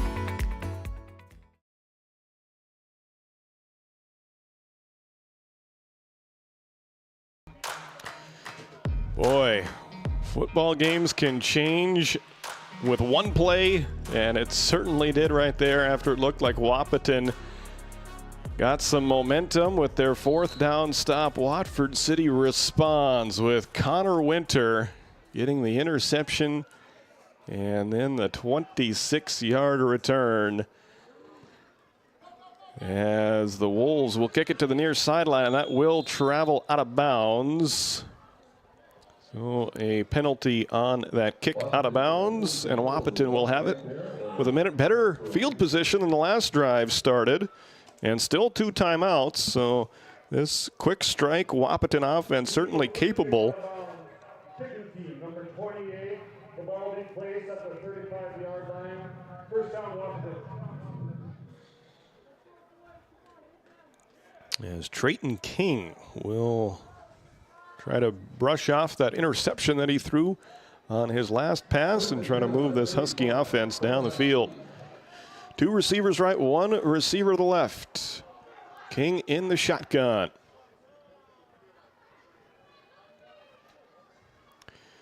Fakes the handoff. 2 Wolves bit on that fake. 2 Wolves could not bring him down. Great individual effort by King. Finally stopped by Riley Liedalberger after a gain of 8 for the Wahpeton quarterback. Hurry up offense for the Huskies. 2nd down and 2. King takes the snap, has time, throws it over the middle, has a man. Kulmo catches it at the 35. He's off to the races, and he is, I think, brought down at the 1. No, he's in there. Touchdown, Cooper Kulmo. Wow. That 57-yard touchdown play for Cooper Kulmo. My goodness. Cool is the other side of the pillow. So there's a very quick response from the Wahpeton Huskies. Big plays both directions with 26 seconds left to go before halftime. Huskies strike right back. You talked about it, partner, the ability for Wahpeton with that quick strike offense and just 2 plays and 40-some seconds off the clock, able to get down 57 yards for a touchdown. That was as quick as you can do it, just about right there, with a short 2-play drive. Now they'll try to add the 2-point conversion, and they will not. Great stop. Body slam from Moberg. Harper Moberg, he has made some outstanding plays on defense here this evening, and there is one more keeping Wahpeton off the board. It is Watford City 20, Wahpeton 12. We'll be back with a kickoff and maybe the conclusion of this first half after a quick timeout. Since 1978, Northern States Fishing Tools of Watford City has been your trusted partner in the oil field. Serving the Wollaston Basin, we offer top quality fishing and rental tools, including packers, plugs, and through tubing equipment. With expert knowledge and decades of experience, we deliver results tailored to your needs, all at competitive prices. Give us a call, 701-842-3350, or visit northernstatesfishingtools.com. Northern States Fishing Tools, quality tools, proven service. Wow, we have had some fireworks here in the late stage of this second quarter. Still 26 seconds left, and the wind not cooperating with the football there, as Wahpeton will once again try to tee it up, and now they're going to ask for a holder. So that'll be Hunter Belke coming over there to hold it for Michael Peterson. Here's a line drive bouncer picked up by Liedalberger at the 25. He crosses the 30 to the near side, 35, 40. Spun out of bounds by Braden Steffens. That did take 7 seconds off the clock, so we're down to 19 seconds left. 19 seconds and two timeouts still. They're going to be able to move the ball. Yeah, the Wolves will have good starting field position once again. That's been a theme throughout this first half. Excellent field position for the Wolves. And we'll see if they can take advantage of that. 8 first downs so far for Watford City. And 2 times they've started at that 43-yard line. They've started at the 45-yard line, now starting at the 41-yard line for Watford City. And it looks like a timeout will be taken right away. Interesting time for a timeout right here, and the Wolves will take it with 19 seconds left. Another timeout brought to you by LPL Financial. And Shiloh Chavez will be back with 1st and 10 right after this. When you have financial questions or ideas, you need someone to listen and provide insight about your options. Shiloh Chavez and her team with LPL Financial can review your specific situation and help create a strategy unique to you and your goals. Give her a call at 701-842-4244 or email at shiloh.chavez@lpl.com.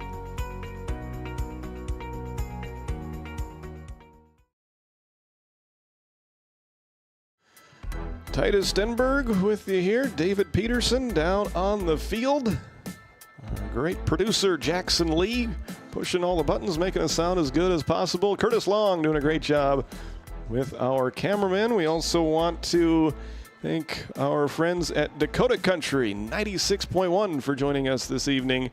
Also on DakotaCountry961.com. 19 seconds remaining. It's a fumble, and Wahpeton recovers. That's not what Coach Dooley talked about during that timeout. If I was a betting man, Titus, I would bet right along with you. That was not the play.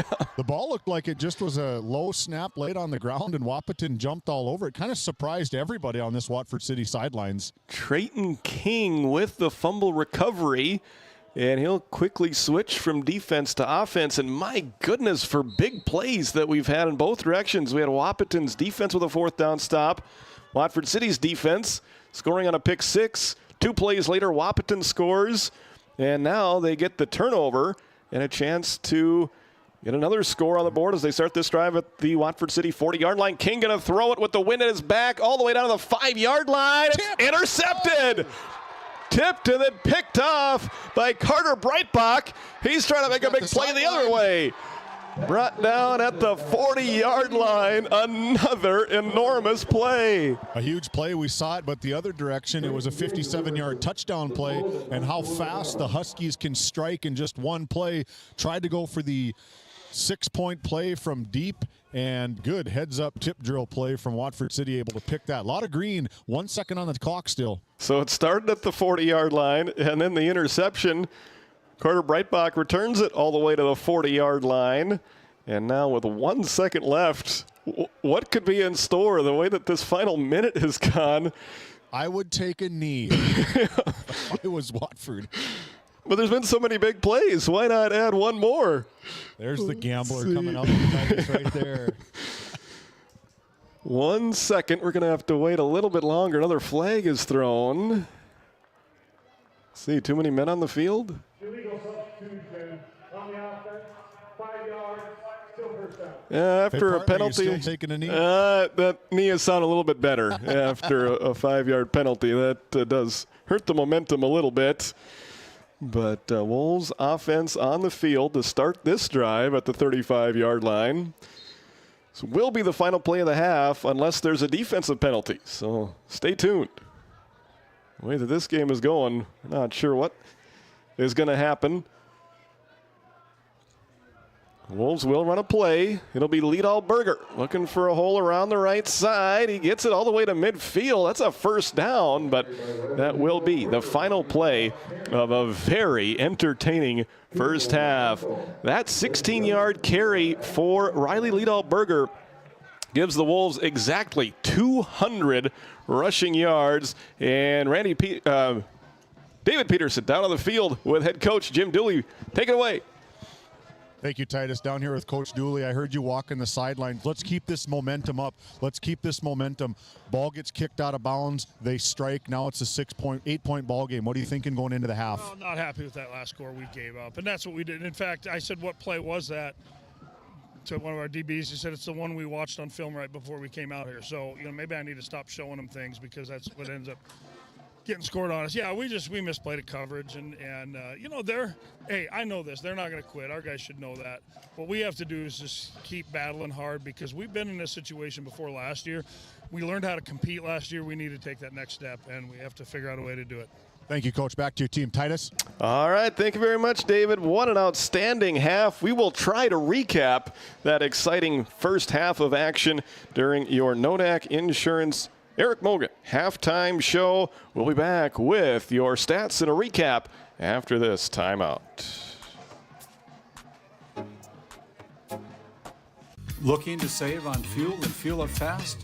Patriot Fuels of Alexander, North Dakota is your partner in profit. We're proud to support the trucking industry with high-speed fueling systems, top-quality products, and vendor relationships that put your success first. Join the Patriot Fuels Fleet Card program and unlock exclusive discounts, or simply pay at the pump. Either way, you're fueling with integrity and efficiency. Patriot Fuels, driven to deliver more, located in Alexander, North Dakota. Are you an enthusiastic sports fan? Want to have fun and get in on the action? Heck, yes, that'd be awesome. Have great attention to detail? Want to stay active? Definitely. Want to give back to the student athletes in your community? Obviously, yes. Then you'd make an excellent high school sports official. We need more officials in North Dakota, because with no high school officials, there are no high school sports. Sign up today at highschoolofficials.com.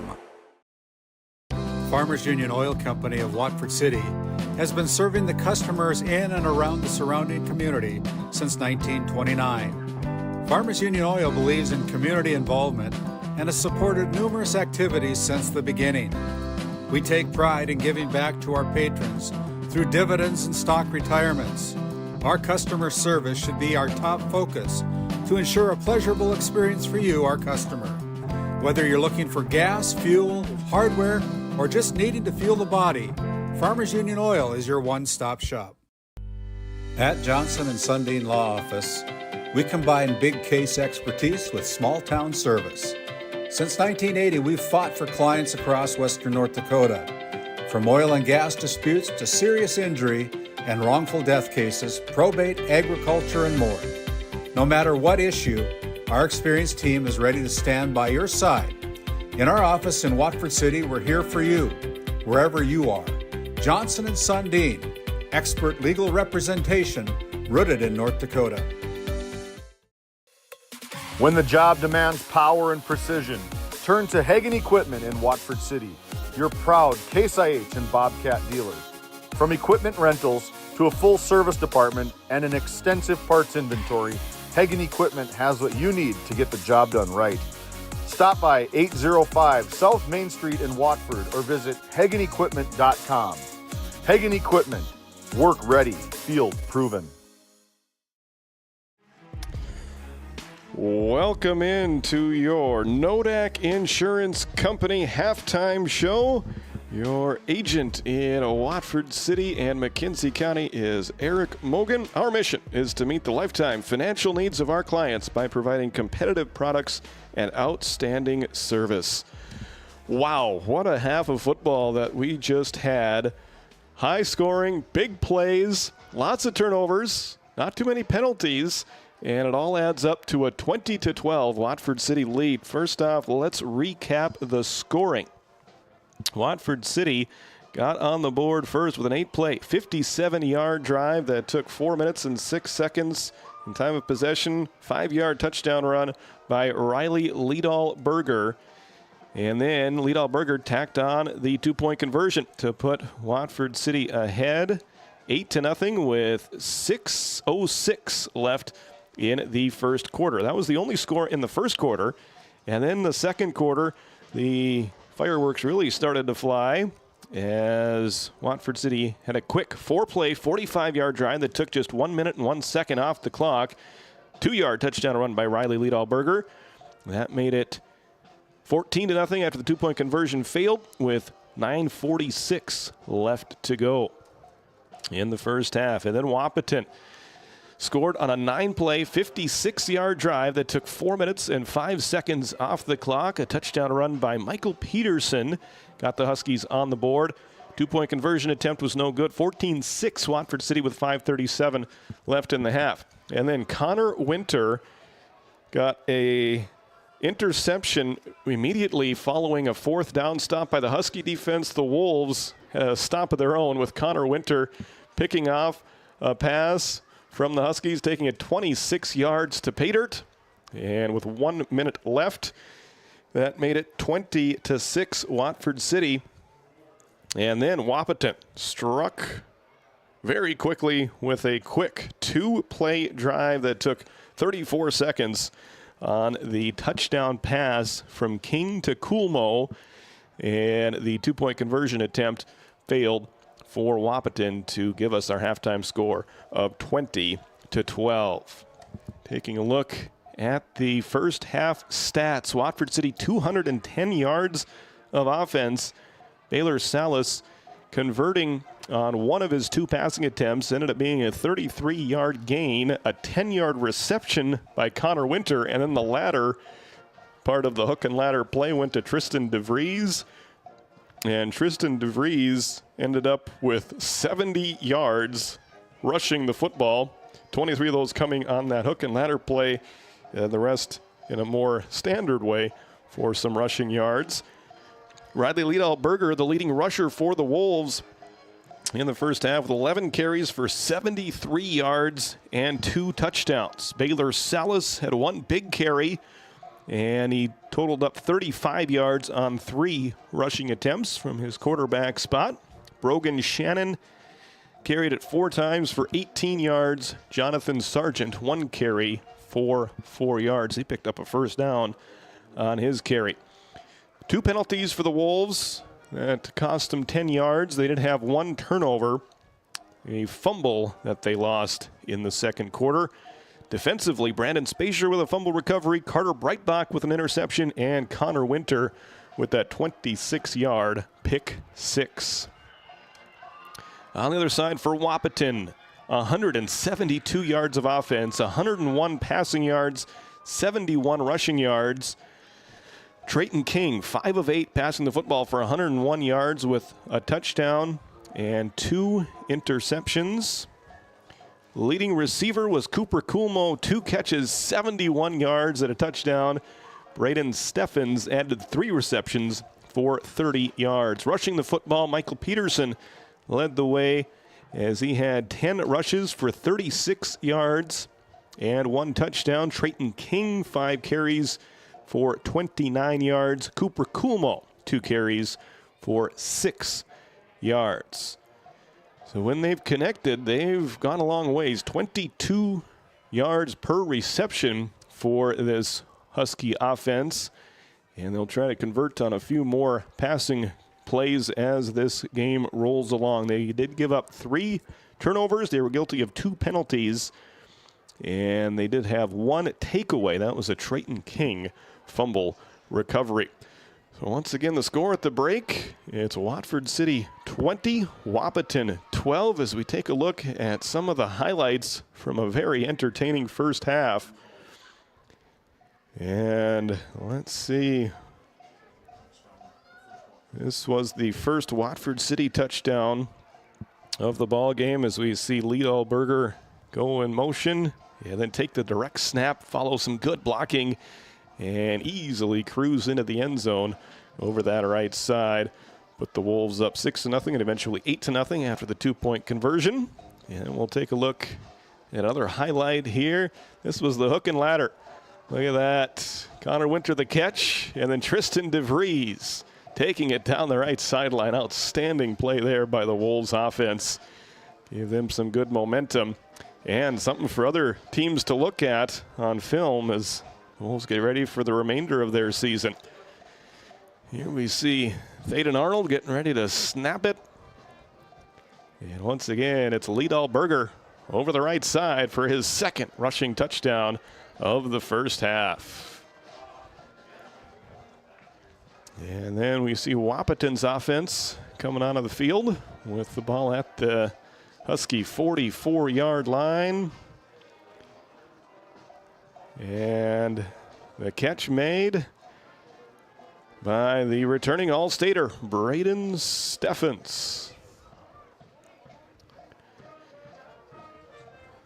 And this was Wahpeton getting on the board late in this second quarter. Kulmo going in motion. Aaron Peterson plunging it in over the right side. In there, standing up. And then things got really interesting towards the end of the second quarter. Connor Winter reading that pass, picking it off and taking it to the house. 26-yard pick six for Connor Winter, the Watford City senior. And then we see this 57-yard connection from King to Kulmo right on the hash mark. Got it in stride. Almost a touchdown saving tackle by Bryson Wolf, but the ball does break the plane and gets in there for a Wahpeton touchdown. And then one more highlight play for you from the first half as Carter Breitbach on the tip drill picks it off, and then he had a good return, taking it 40 yards. But Wahpeton able to stop the Wolves right there. Both teams just about ready to go for the second half. Thanks for joining us for your Eric Mogan and Nodak Insurance Company halftime show. We're back with the second half after this on Game Day Media and Dakota Country 96.1. Game Day Media is proud to showcase our local athletes, but we can't do it without the support of our community. We're inviting business owners like you to join our growing list of sponsors. Sponsorship not only helps give student athletes the recognition they deserve, but also puts your business front and center with fans, families, and the community. Partner with us today to promote local athletes and your business through Game Day Media. Together, we make a winning team. This Game Day Media broadcast is brought to you by TNT Measurements Incorporated, providing oil and gas allocation meter proving, calibrations, and production facility lack provings. To schedule your proving, contact Derek Thompson at 701-421-1351.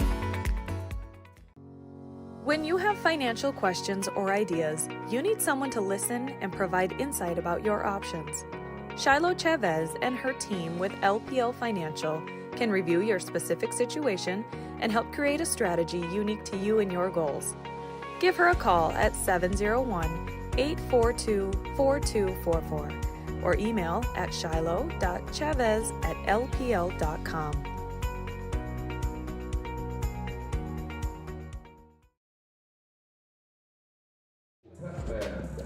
Great job, guys. Titus Stenberg back with you here in Watford City, North Dakota.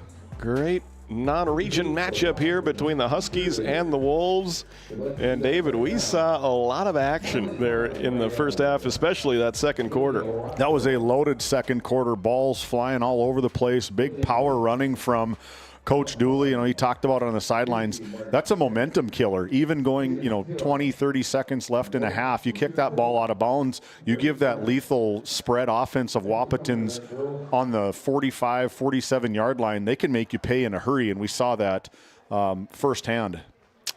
Definitely. Now we're going to see a little more sunshine as the clouds are giving up, and it looks like the wind is also diminishing here. It doesn't look like the wind is going to play much of a factor in this second half. I think the sun might be a little bit more, as this is the time of day that most of the games will be starting this year. This time it's going to be a second half that's getting started right now. Yeah, talking to Coach Gilbertson, they made the trek from Wahpeton to Bismarck yesterday, and then Bismarck into Watford City And then he goes, unfortunately, it's all the way home after the game. Win or lose, it's still going to get home at 3 o'clock in the morning. Yeah. And that is grueling with this AA. This is a cross-state battle. You got Western North Dakota taking on Eastern North Dakota.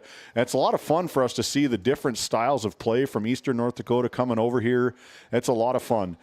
Our other channel up in Stanley, North Dakota, Randy Peterson on the call for that, between the storied Velva, Drake, Animus, Garrison, Aggies coming in as the number 4 team in the state of North Dakota, as a big loss last week to the Harvey Wells County Hornets, getting taken down last week, dropping in the polls from number 1 to number 4, taking on the Stanley Blue Jays over at Linney Inget Field. That one just kicked off about 5 minutes ago. Randy Peterson on the call for that. Some other games in the area, DLB early all over the Tioga Pirates. 10 minutes left in the fourth quarter.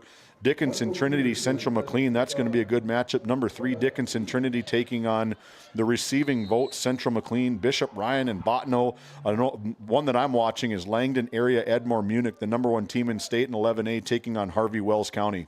Riley Liedel-Berger picks up the kickoff and takes it 5 yards across the 35 to the 36 as we are underway with the opening kickoff of our third quarter, brought to you by Northern States Fishing Tools. The proud name of the Rough Rider Center, the Northern State Fishing Tools Rough Rider Center, a beautiful, beautiful facility here in western North Dakota. Absolutely. This drive starting at the Wolves' own 37-yard line. They'll try to add to their 200 rushing yards of offense in the first half, and I'm sure Coach Dooley would like a little less of outstanding excitement plays there. He wants a little more ground and pound, 5 yards and a cloud of turf to come up here as this third quarter gets underway with a handoff. And the Wolves will take that a positive play on first down as Salas hands it off to Jaden Wagner for his first carry of the ball game, pickup of 4. Some other AA action. If you haven't downloaded this ND Score Feed app, it is such a vital tool for sportscasters and fans around the area. You can score the game. You can call it as you see it. It's submitted. You can see on our score feed the ticker that goes across the bottom. We keep track of it. We submit the scores throughout the state. It is such a valuable asset. Right now, number 2, Kindred, 20-13 over West Fargo Horace. That's another big game in AA football right now. Huge. Here is Liedel-Berger, started right and then kicks it out to the left. And he got close to a first down. Going to be 1 yard short, brought down by Isaiah Brushert.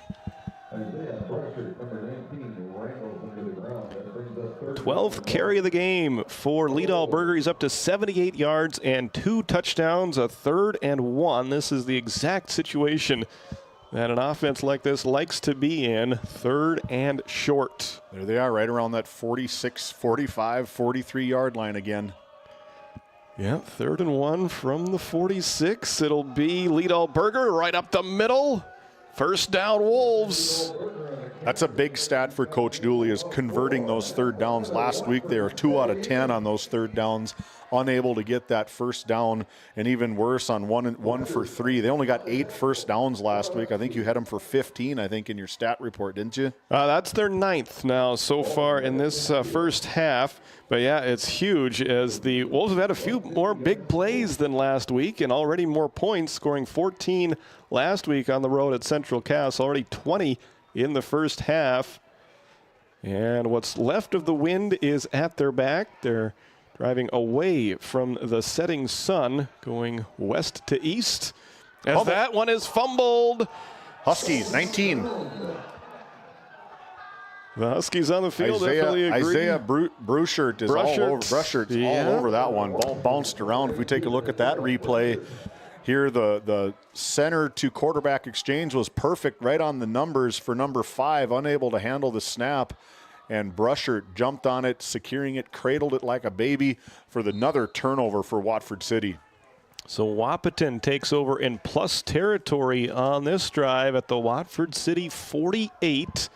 Exactly 10 minutes to go in the third quarter, and we'll see what the Husky offense can do with that shot of momentum that their defense just gave up. King fakes the handoff. Arnold wraps him up and takes him down. You're not getting away from that. The outstretched arms of the 6'4", 280-pound Thaden Arnold, the Minot State commit or the Minot State interest? Commit. He's going there. He's going to the Beaver Dam. That's right. So no gain on that play. Great stop for the Wolves. I had one more question for Coach Dooley on the sidelines was the battle in the trenches. He's got to love what both Watford City are doing on the offensive and defensive side of the ball down in the trenches. 2nd and 10, a high snap. King brings it down, gets it to Peterson, and he finds some room right up the middle on the hash mark.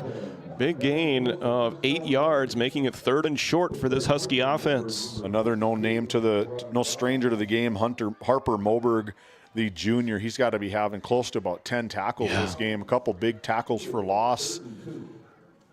Plays a very, very nice linebacker. Big play here, 3rd and 2. As the Huskies try to pick up their first down of this half, King will keep it, and he has nowhere to go. The defensive line of the Wolves stands strong. Just swallowed up in the belly of those bigs up front. The defensive push and the surge meeting them in the backfields. We take a look at this RTC Network's instant replay.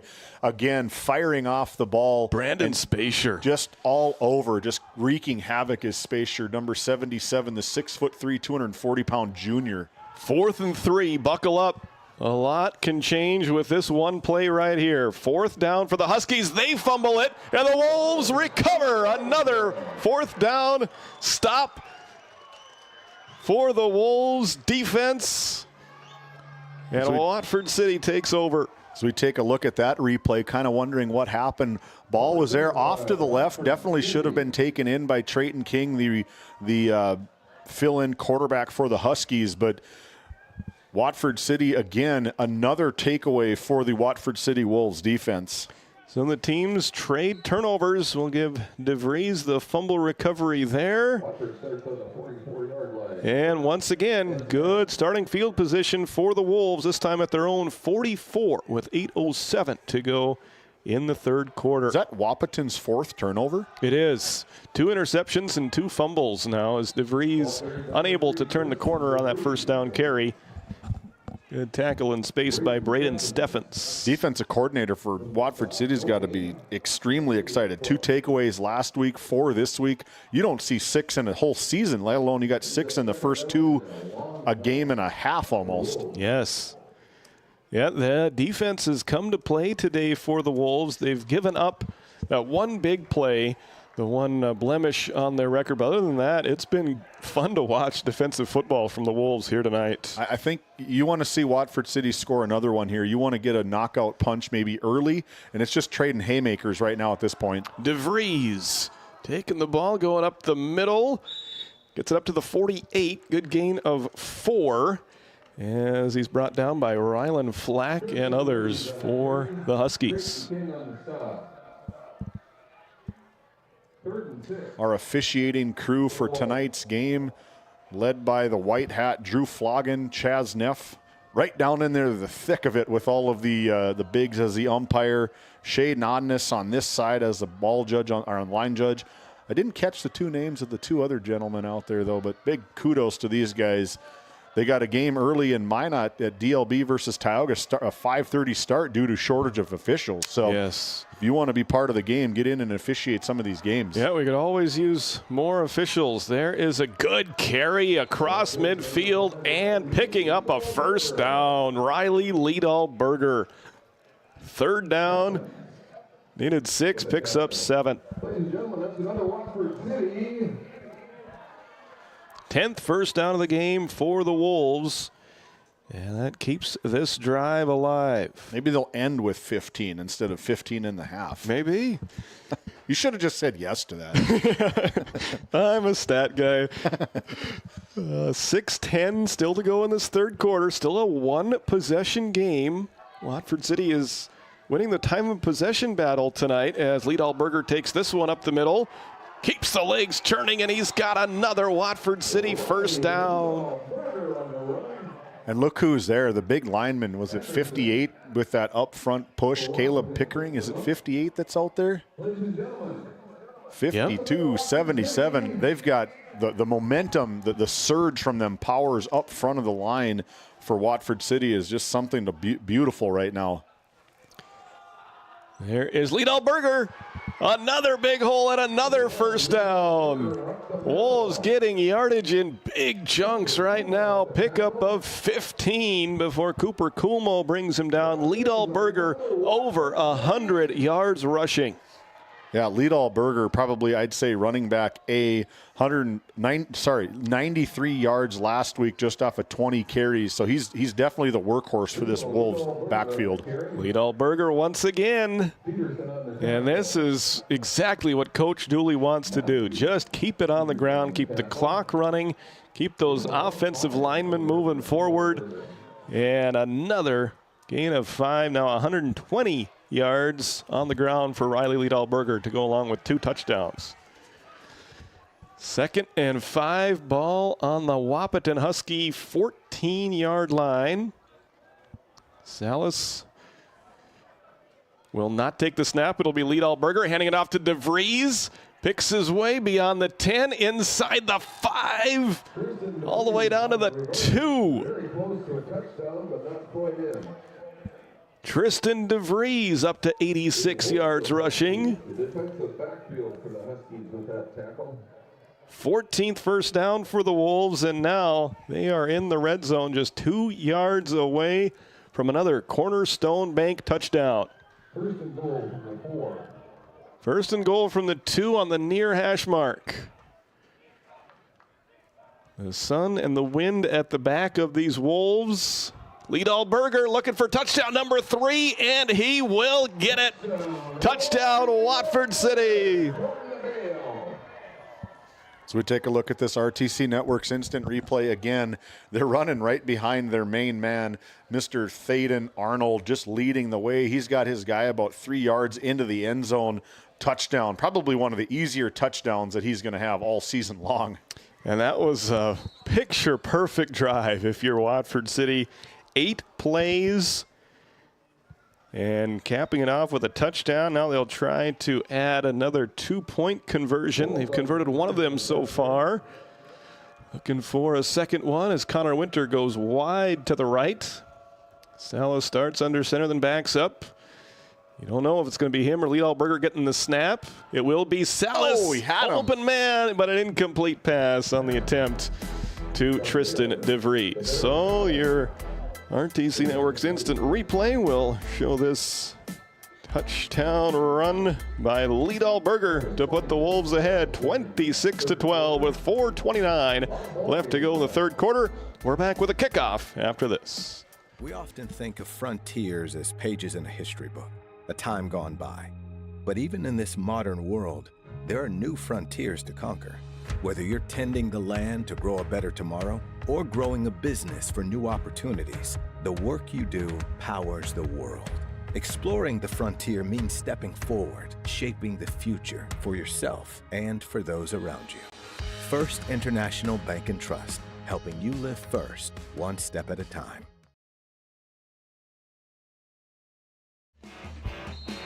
Welcome back to Fridley Field at Watford City Drive, going 56 yards to pay dirt. We talked about it off-air, partner, that Coach Dooling has got to be absolutely pleased. Air quote, the perfect drive from Watford City, burning a lot of time. Ball almost kicked out of bounds. I don't know. Didn't see that. I maybe have to take a replay of that one just to see where that ball was fielded at. It was, but it almost looked like close. You've seen it quite a few times where the player steps out of bounds. And oh man, I'd have let that one roll there, Mr. Michael Peterson. Out of bounds, either a re-kick or put the ball with a penalty. But I've seen a lot of it. You've probably seen a lot of it too. Is that the player puts 1 foot out of bounds and then grabs the ball, and then it's a big penalty going the other way. Yes. So they'll start this drive at their own 44-yard line. Peterson. Not much room. Brandon Spacier again in on the stop. Big number 78, John Holland, the 6'4", 332-pounder coming in, pushing and pushing and pushing him back. I love this defensive line from Watford City. They are huge. They have been fun to watch tonight. Now playing with a 14-point lead. Wahpeton had a very balanced offensive attack last week against Jamestown. Now putting it in the air. Yep, incomplete. Tristan DeVries fired up after knocking that pass away. Again, the athletic ability from Tristan DeVries, able to just, if you can't make it to the quarterback as a defensive back, linebacker or defensive end, defensive tackle, if you can't get there, get your hands in the way, try to deflect the ball, and that's exactly what Tristan did. And tip the ball, never know what can happen. You got defensive backs that can come in, scoop up that interception. 3rd and 9 for the Huskies. 2 receivers left, 1 receiver right. King takes the snap, sending Peterson in motion. He rolls to that side. A flag is thrown as that one goes incomplete. I think Birch Cheddar got his hand on that one. Now let's check the penalty. With the tip, do they maybe hold the flag back? Or is it a pre-snap penalty? Big call here from Drew Floggin and crew. Maybe look hands to the face, maybe from the defensive line if you saw that.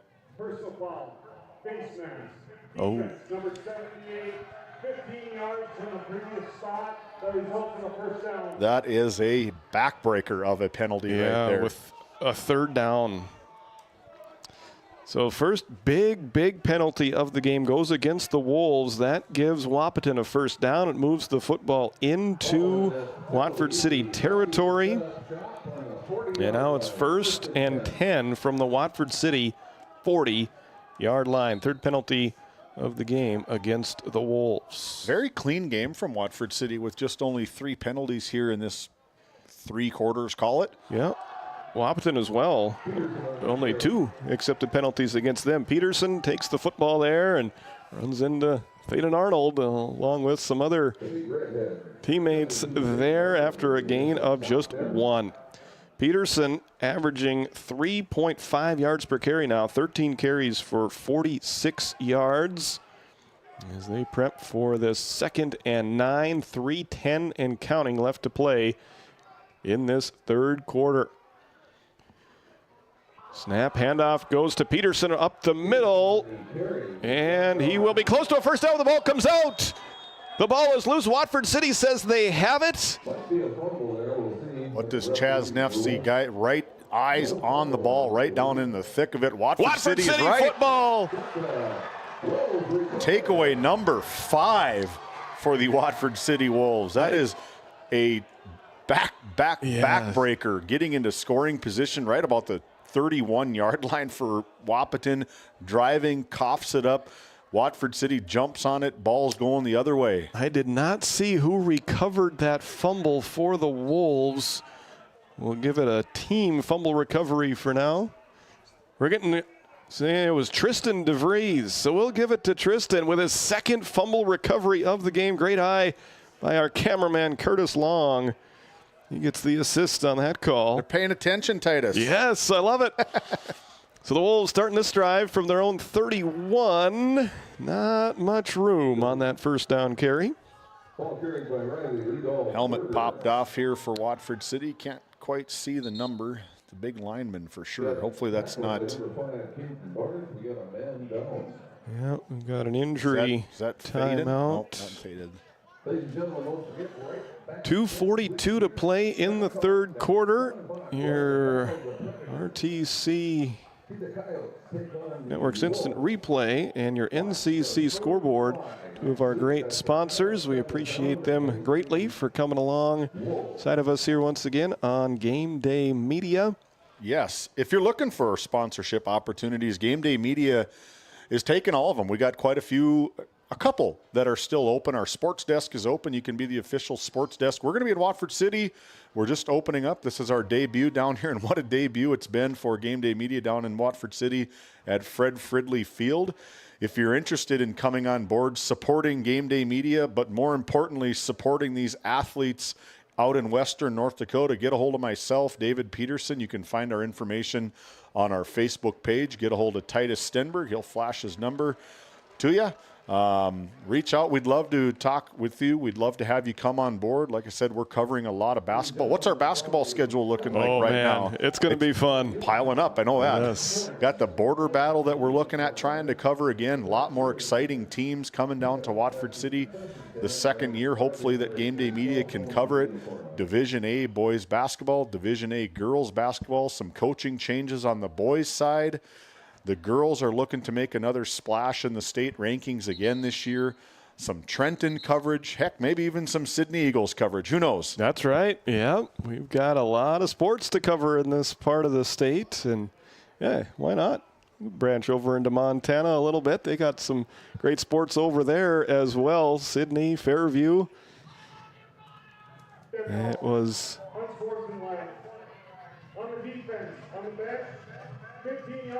The bench? Unsportsmanlike. Maybe that's assist to a coach maybe or something like that. But wow. Maybe not happy about a particular play. Didn't really catch it, but... An interesting time. I never saw a flag thrown to indicate that penalty. It was an injury timeout for Caleb Pickering. And after that, that's the Watford City. There it is, the 15th first down of the game for the Wolves. They got it before the end of the third quarter. They're 15 first downs? Yes. There you go. Now I'm right. Yes, you are. Liedall Berger fumbles. I think now Watford City jumped on says they have it. Right at midfield in the middle of this Wolves logo. I want to say I saw Faden Arnold, 72, maybe wrapped around the ball, and I can promise you, you're not getting it away from him. No. We'll take a look at our replay here. There's Faden, drops on it right there, right in between his legs, dropped, cradled it like a baby. You're not getting it out of that 6'4", 290-pound defensive line, offensive lineman. You cannot take a play off here tonight. My goodness, something is happening every time that the ball is snapped. Ends up being a gain of 4 for the Wolves, and as they dodge the turnover bullet, they're winning the turnover battle right now with 5 takeaways. Liedall Berger, look at him, starts right, goes left. Hey, he breaks a tackle at the 30. He is gone. Touchdown, Riley Liedall Berger. 50 yards. It's his 4th touchdown of the night. Man, you talk about a night. I called it as soon as he hit the sidelines. One man to beat from Cooper Coolmo, unable to wrap him up, and the window gets in the way again for a huge touchdown for Watford City, extending the lead. 2:01 to play in this third quarter. We said it, we'll say it again. You can't take any plays off here tonight. Something is going to happen. And the Wolves now with a huge 20-point lead. As they're going to keep the offense on the field here. Coach Dooley saying to keep it going. Yeah, that shotgun microphone. I talked to him on the sideline as we got another penalty flag from Drew Floggen. Looks like another illegal substitution against the Wolves. They've had some personnel troubles on these 2-point conversions. Replay of the try. That's got to be about their 3rd or 4th illegal substitution penalty just on that call alone. And that has got to drive a coach nuts, especially on a free play from about the 3-yard line here at Fred Fridley Field. But I don't know if you guys caught that. I know you saw it, partner. But Coach Dooley is just fired up on that sideline to keep it going. Maybe a special incentive to the kickoff team to keep it in bounds. This will be Salas keeping it over the right side, and he is denied by the Wahpeton defense. 2:01 to go in the third quarter. Look at Riley Liedall Berger go. 4 touchdowns so far tonight. And we still have a quarter and 2 minutes to go. Stick around on Game Day Media and Dakota Country 96.1. Game Day Media is proud to showcase our local athletes, but we can't do it without the support of our community. We're inviting business owners like you to join our growing list of sponsors. Sponsorship not only helps give student athletes the recognition they deserve, but also puts your business front and center with fans, families, and the community. Partner with us today to promote local athletes and your business through Game Day Media. Together, we make a winning team. Short kickoff, and this one will go out of bounds. Well, that one No chance for anybody to get their hands on it for Wahpeton. And the Huskies will take over. Husky offense has looked good at times, but they've really hurt themselves with turnovers. And now they find themselves down by 20. A much bigger hole than Coach Gilbertson was hoping to deal with. Well, we both know, and we've seen it firsthand multiple times, that they can strike quick. They struck with a minute to go in the end of the first half, 57-yard touchdown play. So that's got to be about the third one of those penalties for Watford City. And we talked about it before we went to break. You do not want to kick that ball out of bounds. Don't squib it into the middle. I know you want to kick it away from your offensive kick returners for Wahpeton, that being probably Trayton King, Braden Steffens, Michael Peterson, the return specialist for the Huskies. Shotgun formation for King. Hands it off to Peterson right up the middle on first out. Big play. Carter Breitbach along with Bryson Wolf bringing him down, but that's a huge start to the drive for this Husky offense. You see Tristan DeVries flying in there trying to punch that ball out, unable to get through it, trying to get their sixth takeaway for the game as the Huskies up quick to the line. Yeah, Titus, you're going to need a statistician up here. I do my own stats. That's part of being in the radio business, calling a lot of games solo for many years. I like keeping track of stats, but it can be hard at times. 5-yard penalty, still first down. Fourth penalty of the night against the Huskies. That slows them down in the momentum category here after their seventh first down. They'll take over. Yeah, I think that's you might go to the doghouse. No, again, no pun intended, if you go off to that sideline as a wide receiver getting a false start. 1st and 15. It'll be a fake handoff to Kulo. Oh, that knee. Oh, my King goodness. is tackled, and Jaden Wagner with the tackle. King able to bounce back up. That's great to see. Looks like King will be able to stay in the game. That did not look comfortable. That did not look comfortable. We take a look at that RTC Network's instant replay. Just missed it right there. Just bent backwards. Again, if that was your knee or my knee, both of them would have blown out at the same time. But this young man able to thankfully walk away from that, which looked awful. Yes, we had too many quarterback injuries last week across the state. Yeah. Game called early last week because of injuries. Peterson crosses the 40. Picks up 2 or 3. John Holland on the stop. 3rd and long now. This is what the Wolves defense wants to be in. 3rd down and 14. King hands it off to Peterson. Going to try the left side. Able to turn the corner to 35 to the 30, down to the 25. He might have the yardage necessary for a first down. He needed 14. And depending on which foot they're going to use for the spot, I think he got exactly 14. Harper Moberg with another tackle, and Luke Anderson looks to be the injured Husky, and that is terrible news. He is a great player for this Husky team. With 19 seconds left to go in the 3rd quarter, I have not seen them indicate a first down. You can see the frustration up here. You can almost feel the frustration for Luke Anderson, number 62, the senior. I believe he's a returning all-state offensive and defensive lineman for head coach Wade Gilbertson. And these Huskies, taking a look at that maybe right ankle, as the trainer for both Watford City and Wahpeton are out there getting some care taken to from him. But yeah, definitely something you don't want to see from one of their big senior leaders, and force to be reckoned with on that offensive and defensive line. Yeah, Wahpeton will be playing in the AA East this year. Thankfully, we see Anderson back up on his feet right now. And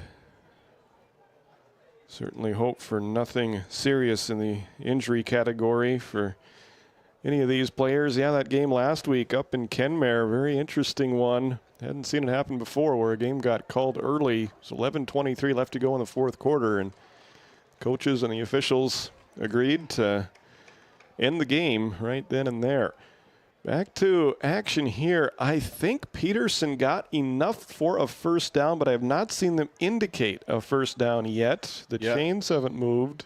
They're winding the clock, and it looks There they just motioned. Okay, there we go. So it is a good bit of officiating there, making sure that everything is set for them, as they're probably going to take a play over there. So we're going to keep our eyes on Luke Anderson. He is a returning second-team All-State selection from last season. So they're also missing senior Landon Ralph. He was a second-team All-State selection, was injured on the 4th day of practice, potentially out from the season. So missing kids, next man up, no doubt about that for the Huskies. End of the third quarter, Watford City 32, Wahpeton 12. We're back with the fourth quarter on Game Day Media and Dakota Country 96.1 right after this. Farmers Union Oil Company of Watford City has been serving the customers in and around the surrounding community since 1929. Farmers Union Oil believes in community involvement and has supported numerous activities since the beginning. We take pride in giving back to our patrons through dividends and stock retirements. Our customer service should be our top focus to ensure a pleasurable experience for you, our customer. Whether you're looking for gas, fuel, hardware, or just needing to fuel the body, Farmers Union Oil is your one-stop shop. When you have financial questions or ideas, you need someone to listen and provide insight about your options. Shiloh Chavez and her team with LPL Financial can review your specific situation and help create a strategy unique to you and your goals. Give her a call at 701-842-4244 or email at shiloh.chavez@lpl.com. Trayton King hands it off to Michael Peterson for the first play of the fourth quarter. What a cut by Peterson. He gets it out to the outside. Good tackle by Carter Breitbach.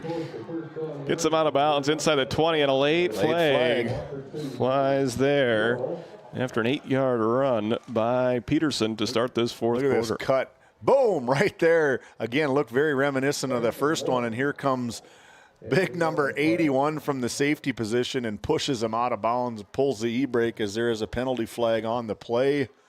Yeah, it's fun to see Peterson out in space. We haven't seen him get loose very much here tonight.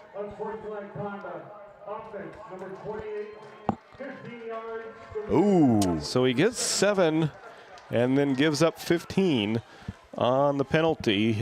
The Huskies' 5th penalty of the night. Maybe didn't appreciate that hit out of bounds. Was it maybe late? Was it out of bounds? Looked clean to me. From here. Yeah, it must have been something said after that play. It was a late flag.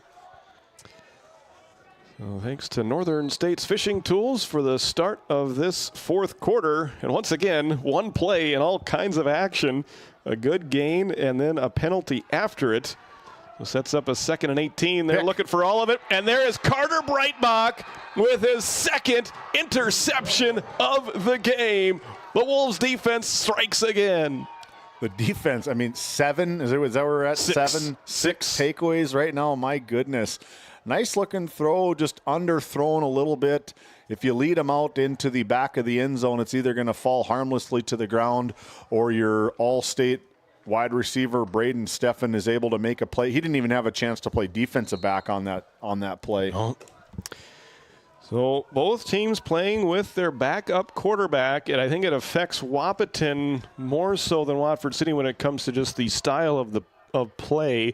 Watford City very much missing their starting quarterback Wyatt Bockelman, but they don't rely on him to pass as much as the offensive style of Wahpeton does, and this will be a tough spot for this Wolves offense to start at their own 7, but Liedal Berger gives them some breathing room right away after a good gain on first down.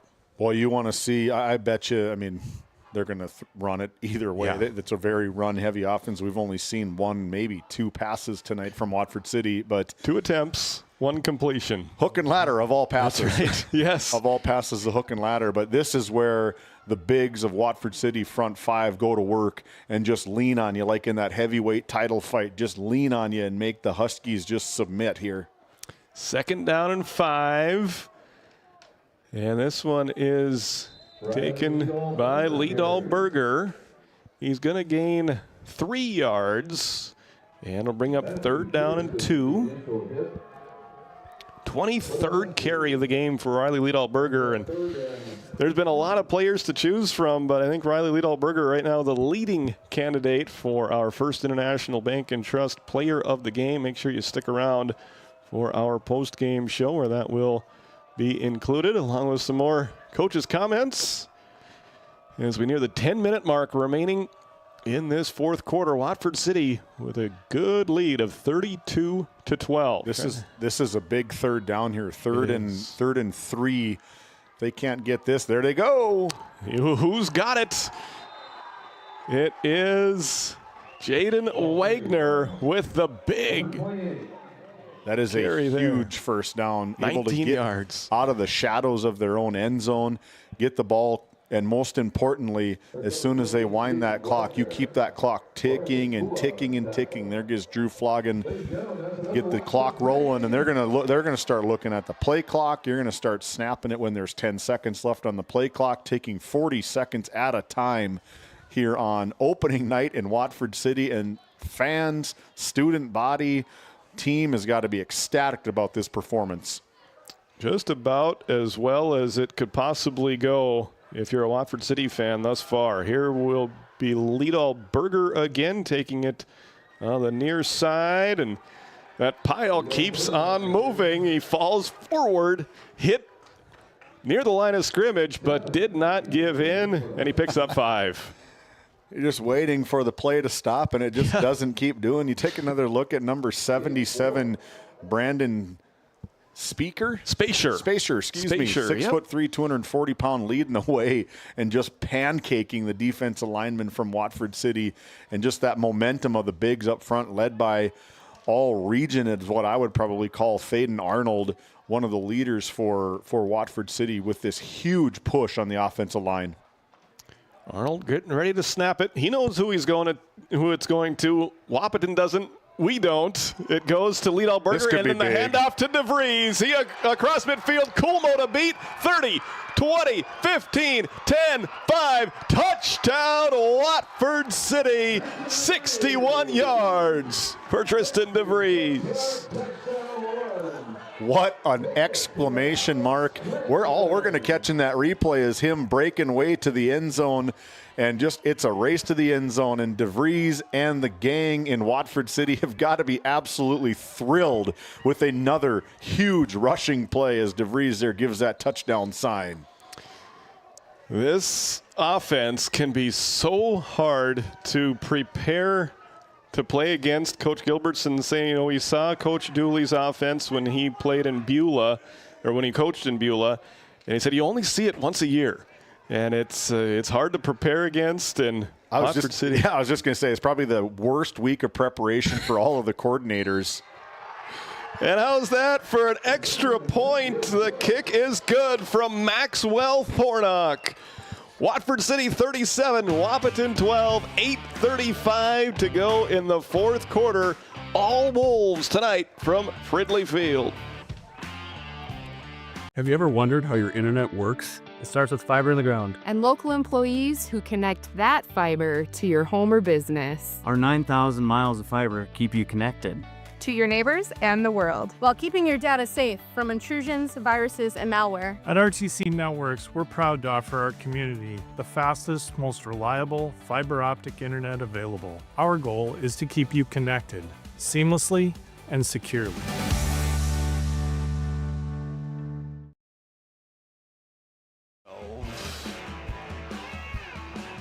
Should be 39-12 on your NCC scoreboard. 37-12 it shows on the Fred Fridley domed scoreboard here in Watford City, as the student body from the Wolves are having neon night over there, it looks like, as the Wolf mascot getting his gritty on over there during the break, having a lot of fun here in Watford City.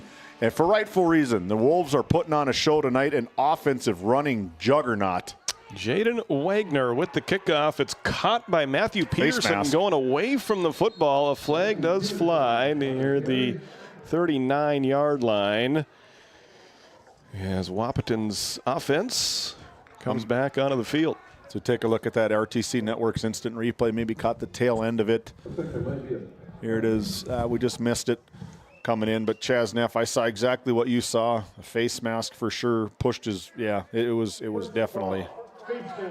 Number 28, 15 yards from the end of the run, first down. Putting them in already to the other side. Penalty on the 39-yard line. Going to put them already on the other side of the 50, right on the left hash here in Watford City. 7th penalty for Watford City. So Coach Dooley will have a few things to talk about, a few improvements to be made, no doubt. Well, if he talks about the offense, he's crazy. Of how the only talking about the offense should be of how well they ran it. Yeah. They have run it well tonight. And this defense has come to play as well with 6 takeaways, 3 fumbles recovered, and 3 interceptions. Michael Peterson with a big carry on first down. He is fun to watch when he gets the ball with some space to maneuver. He picks up 11 yards there. Very fast with the tackle. Very fast, very electrifying. Came into the game, 18 rushes on 80 yards, a couple of receptions for 11 yards. So very, there isn't, trying to prep for this four wide receiver spread offense from Coach Gilbertson. It's a fast-paced offense. This has been very fast. I'd like to see in a 2-minute drill of how fast they get this ball rolling. That does give Peterson over 100 yards rushing here today. Cooper Kulmo with the catch, and he's brought down at the 30-yard line. Another good open field tackle, that one by Riley Liedalberger. Riley's having a game, man. He came ready to play today. Plays a nice defensive back and running back.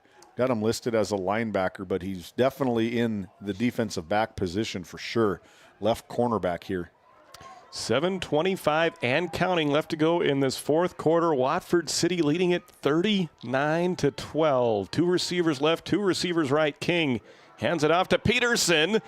And Spacier sticking with it. Doesn't get the TFL, but does get half of the tackle along with Harper Moberg once again on the tackle. What I like from these Wolves is the gang tackling, like pack tackling. They're all flying to the ball, minimal people holding on to their routes or, playing their defense. They're all party at the ball. 3rd down along 3. 2 receivers to each side. King wants to put it in the air. Has some time. Throws it to Kulmo. He's open. He makes the catch. Brought down by Langford at the 21 after an 8-yard gain and a first down. That's a long throw for Trayton King. Cross court, cross field, going from one hash mark to the opposite side of the field. Nice play from him. Very close to being picked off also. Will Langford, unable to play last week down in Castleton, getting some playing time here after his ankle injury. Making some impact there on defense. 1st and 10 from the 21-yard line for Wahpeton. Another high snap. Good job by King to bring it in. Gets it to Peterson. And he will have another first down for Wahpeton. Their rushing offense has been much more effective in the second half, as Peterson is now up to 115 rushing yards tonight. Yeah, nice ball game again. I haven't seen 62 back out there, big Luke Anderson, quite yet. Probably still sitting there nursing that right ankle from a couple of possessions ago. 1st and goal from the 10. Before that, we have a timeout. Timeouts brought to you by Shiloh Chavez with LPL Financial. We're back with 1st and goal for the Huskies after this. Since 1978, Northern States Fishing Tools of Watford City has been your trusted partner in the oil field. Serving the Wollaston Basin, we offer top quality fishing and rental tools, including packers, plugs, and through tubing equipment. With expert knowledge and decades of experience, we deliver results tailored to your needs, all at competitive prices. Give us a call, 701-842-3350, or visit northernstatesfishingtools.com. Northern States Fishing Tools, quality tools, proven service.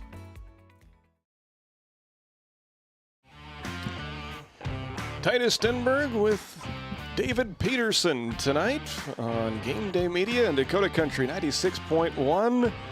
First and goal for the Wahpeton Huskies as Drayton King readies himself from the shotgun formation, takes the snap, hands it off to Peterson, and he gets back to the line of scrimmage, but that's about it. Again, there's 4 Watford City Wolves defenders around the ball, and defensive coordinator has got to be absolutely thrilled with that stat there. Gang tackling, you're not getting away from Thaden Arnold, 1. You're not getting away from 3 or 4 Watford City Wolves defenders. Caleb Pickering, first man to make contact there for the Wolves. As Liedalberger ties his cleats, and now we're ready to go. Just over 5 minutes to play. Wahpeton running out of time in this one. King will fake the handoff, keep it himself, and he's hit by Tristan DeVries. And that'll be a loss. Another big tackle for this Wolves defense, 3rd and goal.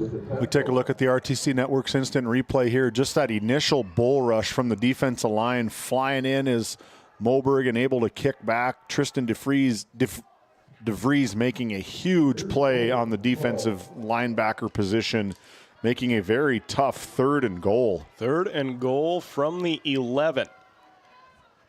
They need the end zone on this play, and Peterson will try to find it on the ground, and he's tripped up near the 3. He does not get in, but he makes it 4th and short. And yeah, I saw that, a little bit of extracurricular activities after the tackle was made.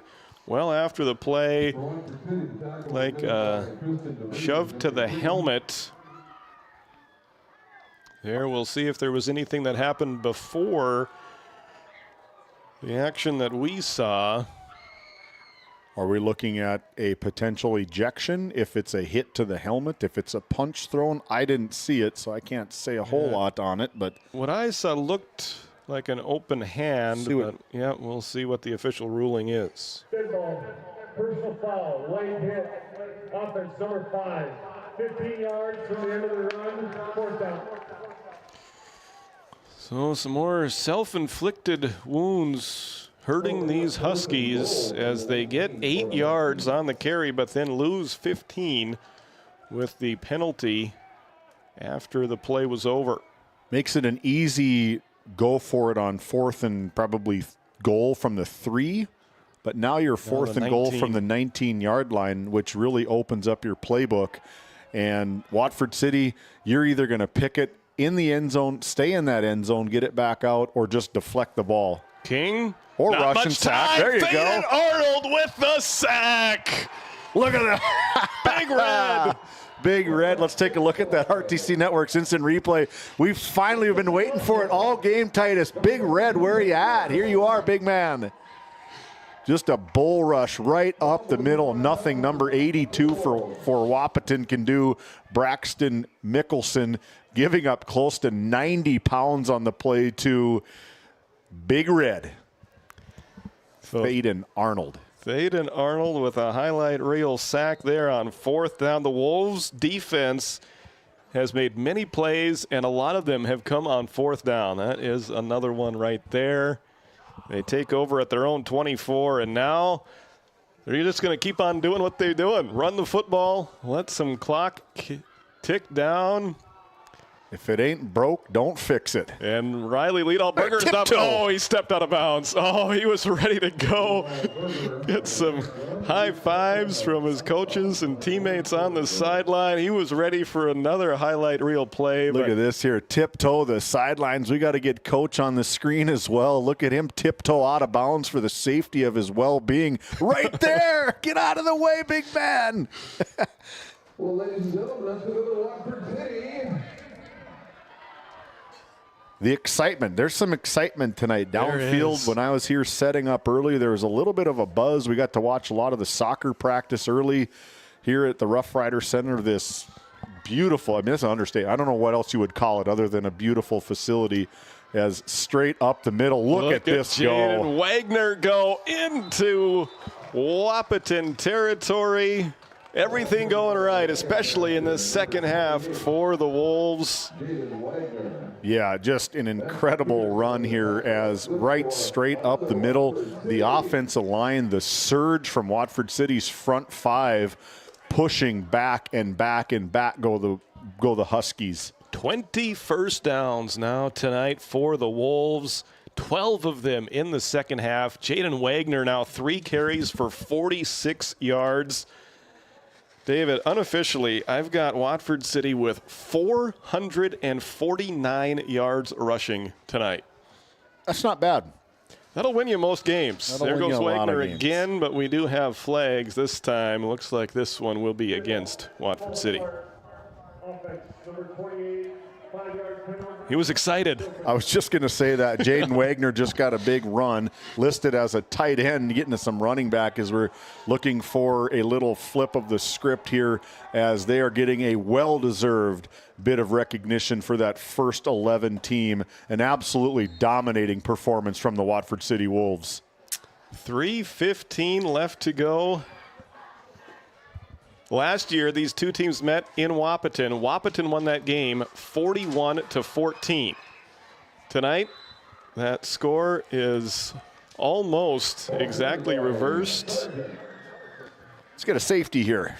Jonathan Sargent with the carry. Let's see. We've got a lot of new Wolves out there.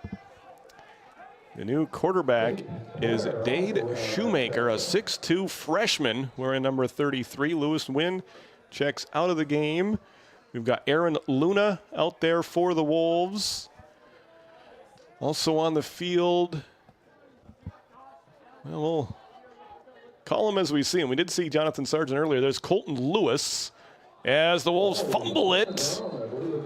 I think Shoemaker got right back on it, so no harm, no foul there as the Wolves maintain possession.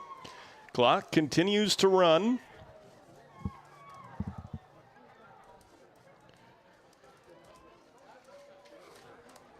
Down to 2:05 left to play in this fourth quarter. Watford City leading big on your NCC scoreboard, 39-12. It was 20-12 at halftime. Watford City with 19 unanswered points in this second half. And the Wolves had some motion in the backfield there. 2 men were moving, and one of them is going to get called for a false start.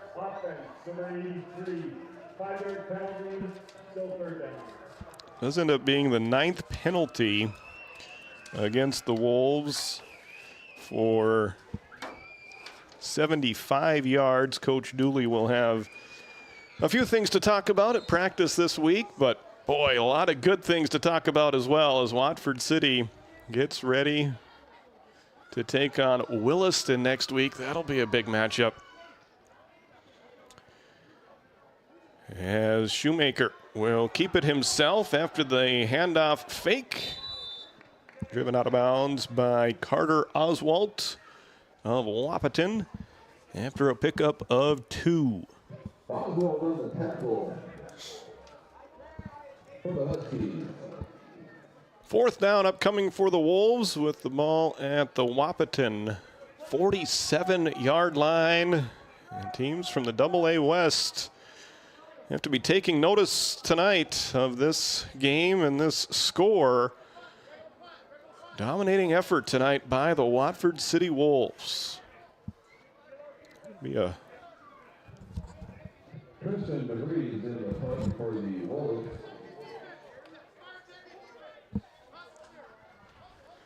Wolves will punt it here. Tristan DeVries lets one go. Almost runs into Thaden Arnold, but Thaden able to get away from it. And the Wolves will down it at the 15-yard line. Wahpeton will have one more drive. 38-yard punt of no return. After that 38-yard punt by Tristan DeVries. We have had a lot of fun here tonight in Watford City. Our first game day media broadcast of Watford City Wolves football. And the Wolves are going to remember this one for a long time. First win for the Wolves since the first game of the year last season when they defeated Hazen.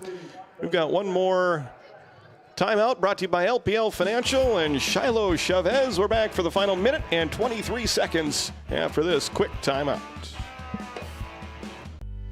At Johnson and Sundin Law Office, we combine big case expertise with small town service. Since 1980, we've fought for clients across western North Dakota. From oil and gas disputes to serious injury and wrongful death cases, probate, agriculture, and more. No matter what issue, our experienced team is ready to stand by your side. In our office in Watford City, we're here for you, wherever you are. Johnson and Sundin, expert legal representation rooted in North Dakota. Some new players on the field for both teams, and looks like we're going to have a penalty as a face mask will occur on that play. Matthew Peterson, the running back on that carry. A Wolves left hand got up into the face mask of him. So that will be the 12th first down of the game for Wahpeton.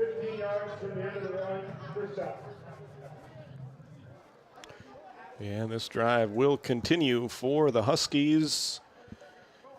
It'll be a tough road trip back. At least they won't have to deal with the wind like they did coming out here. We hope that the Huskies and all their fans who made the trip have a safe trip back to eastern North Dakota this evening. It's a good time of year, at least, for a long road trip across our beautiful state. They wind the clock. Just over a minute left to play in this fourth quarter. 8-point game at halftime. It's been all Watford City in the final 2 quarters of action. As we see our first carry of the game from Carter Oswalt, and he gets a big gain into Watford City territory.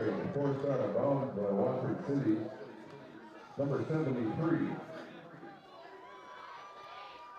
29-yard run for Oswalt.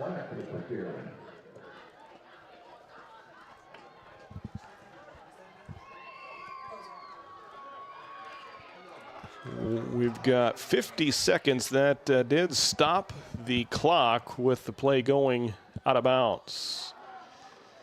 Another handoff to Oswalt. Not much running room that time.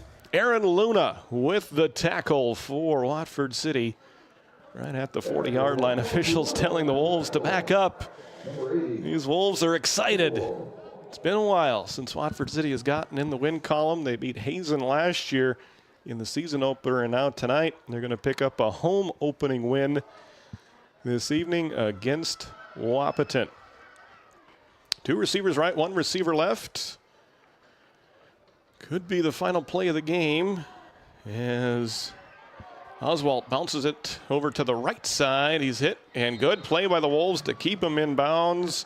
Job by Colton Lewis on the tackle. Wolves are fired up. That's a big Watford City win. Final score this evening, Watford City 39, Wahpeton 12. We'll keep it right here for the handshake line. We've still got a sunset to watch here in western North Dakota. An early start means we're getting done a little bit early. And it's a happy night in Watford City as the Wolves even their season record at 1-1 with a loss. Wahpeton drops to 0-2 in non-conference action. Stick around. We'll have your post-game show coming up next. And also we'll have David Peterson down on the floor, or down on the field. He'll catch up with head coach Jim Dooley, and also our First International Bank and Trust player of the game. Stick around, your Johnson and Sundin post-game show coming up next from Watford City in Fridley Field. We often think of frontiers as pages in a history book, a time gone by. But even in this modern world, there are new frontiers to conquer. Whether you're tending the land to grow a better tomorrow or growing a business for new opportunities, the work you do powers the world. Exploring the frontier means stepping forward, shaping the future for yourself and for those around you. First International Bank and Trust, helping you live first, one step at a time. At Johnson and Sundin Law Office, we combine big case expertise with small town service. Since 1980, we've fought for clients across western North Dakota. From oil and gas disputes to serious injury and wrongful death cases, probate, agriculture, and more. No matter what issue, our experienced team is ready to stand by your side. In our office in Watford City, we're here for you, wherever you are. Johnson and Sundin, expert legal representation rooted in North Dakota. This Game Day Media broadcast is brought to you by Edward Jones is a proud sponsor of Watford City and Alexander Athletics on Game Day Media. Call financial advisor Doug Rolfson at 701-444-4160 for all your investment needs. Edward Jones, member SIPC. Have you ever wondered how your internet works? It starts with fiber in the ground. And local employees who connect that fiber to your home or business. Our 9,000 miles of fiber keep you connected. To your neighbors and the world, while keeping your data safe from intrusions, viruses, and malware. At RTC Networks, we're proud to offer our community the fastest, most reliable fiber optic internet available. Our goal is to keep you connected seamlessly and securely. You could put your dog in charge of deliveries. But maybe don't. You could plant your field by hand. But maybe don't? You could point in any direction and randomly choose a bank. But maybe don't? Cornerstone Bank offers high-tech, high-touch options when you want efficiency or need advice. Get the best of both, banking the way you want it. Come to Cornerstone and let us prove the difference. Are you an enthusiastic sports fan? Want to have fun and get in on the action? Heck, yes, that'd be awesome. Have great attention to detail? Want to stay active? Definitely. Want to give back to the student athletes in your community? Obviously, yes. Then you'd make an excellent high school sports official. We need more officials in North Dakota, because with no high school officials, there are no high school sports. Sign up today at highschoolofficials.com. Welcome into your Johnson and Sundin Law Office post-game show, providing quality legal expertise with common sense and small-town service. And we're patiently awaiting the Game Day Media debut of Ross Sundin that hopefully will be next week as they take on the Williston Coyotes. Stay tuned for that. We've got David Peterson already ready to go with our final post-game coaches' comments and player of the game. David, take it away. I've got a very happy Coach Dooley. What'd you say to your team after that big win? Well, honestly, I kind of like when we have doubters, and I know we kind of came into the season with our recent past, and I just pointed out the Massey report that, Cal Preps and Max Preps had us being 0-9. We were supposed to lose this game pretty handily, and I just showed them basically showed them the prediction and said, well, that was wrong, and next week's same score predicted. So, the other thing too, I said we're just getting started, and I really think we are. We're taking the necessary steps to be a program that I think is going to really compete in Double A. And obviously, last week with Central Cass, they're ahead of us, but what we aspire to do is get into, by the end of the year, maybe being able to compete with them, and that's kind of our aim right now. Yeah, you got to have foundation building blocks, and some of your guys, we talked about it all broadcast, was down in the trenches. Those guys, Thaden Arnold, some of the bigs for you guys, absolutely dominated on both sides of the ball, offensively and defensively, which then led to your main running back, Riley, getting close to 200 yards. Titus, you have to talk to Titus. He only gave him 199. I'd call it 200, but I mean the way let's round up, right? But the trenches were won tonight by the Wolves up front. Yeah, our guys did a great job, and that's one thing we feel pretty good about. We were actually missing a starter, but we have a lot of guys who can play. I think we ended up playing 8 different offensive linemen. We did a lot for most of the night, actually. Played an extra, so we were always playing a 6th offensive lineman, which I think is working out well for us. And so I think we'll probably stick with that at least to a degree.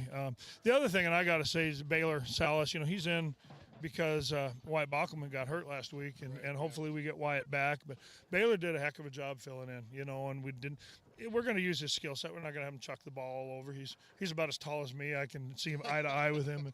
He's not going to see over stuff, but he did fine throwing the ball. I don't know how many times we tried it. Twice. Okay, well, one for two.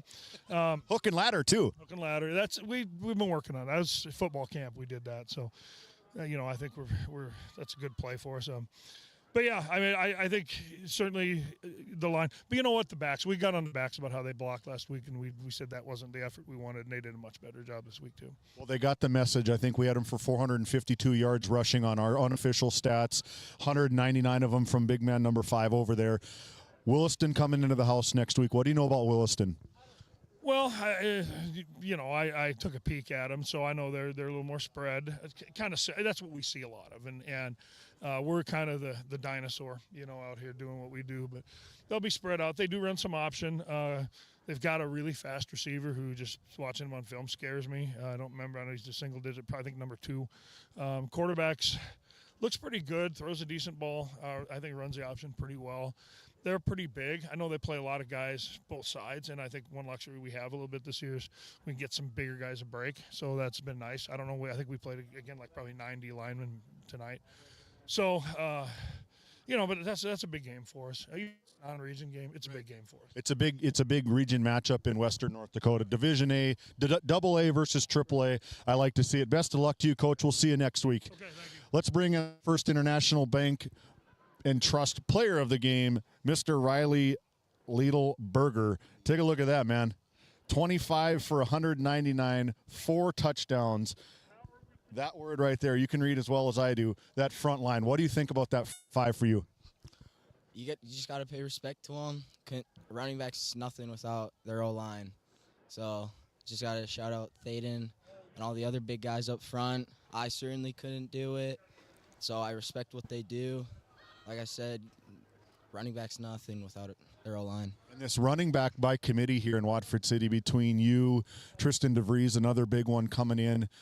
452 yards rushing is what we had, and the offensive front line was something to see. It was absolutely beautiful from up in the booth, the holes that they created for you guys to run in. And then once you got into the green, it was all over. It was a race to the end zone. Showcase that speed a little bit. Yeah, me and Tristan, when we do our conditioning, we're always head-to-head racing. See who's faster. We're pretty split. We really don't get out much, but we know when our backups come in, we show respect, and we know that they're gonna compete and do their job. Sure.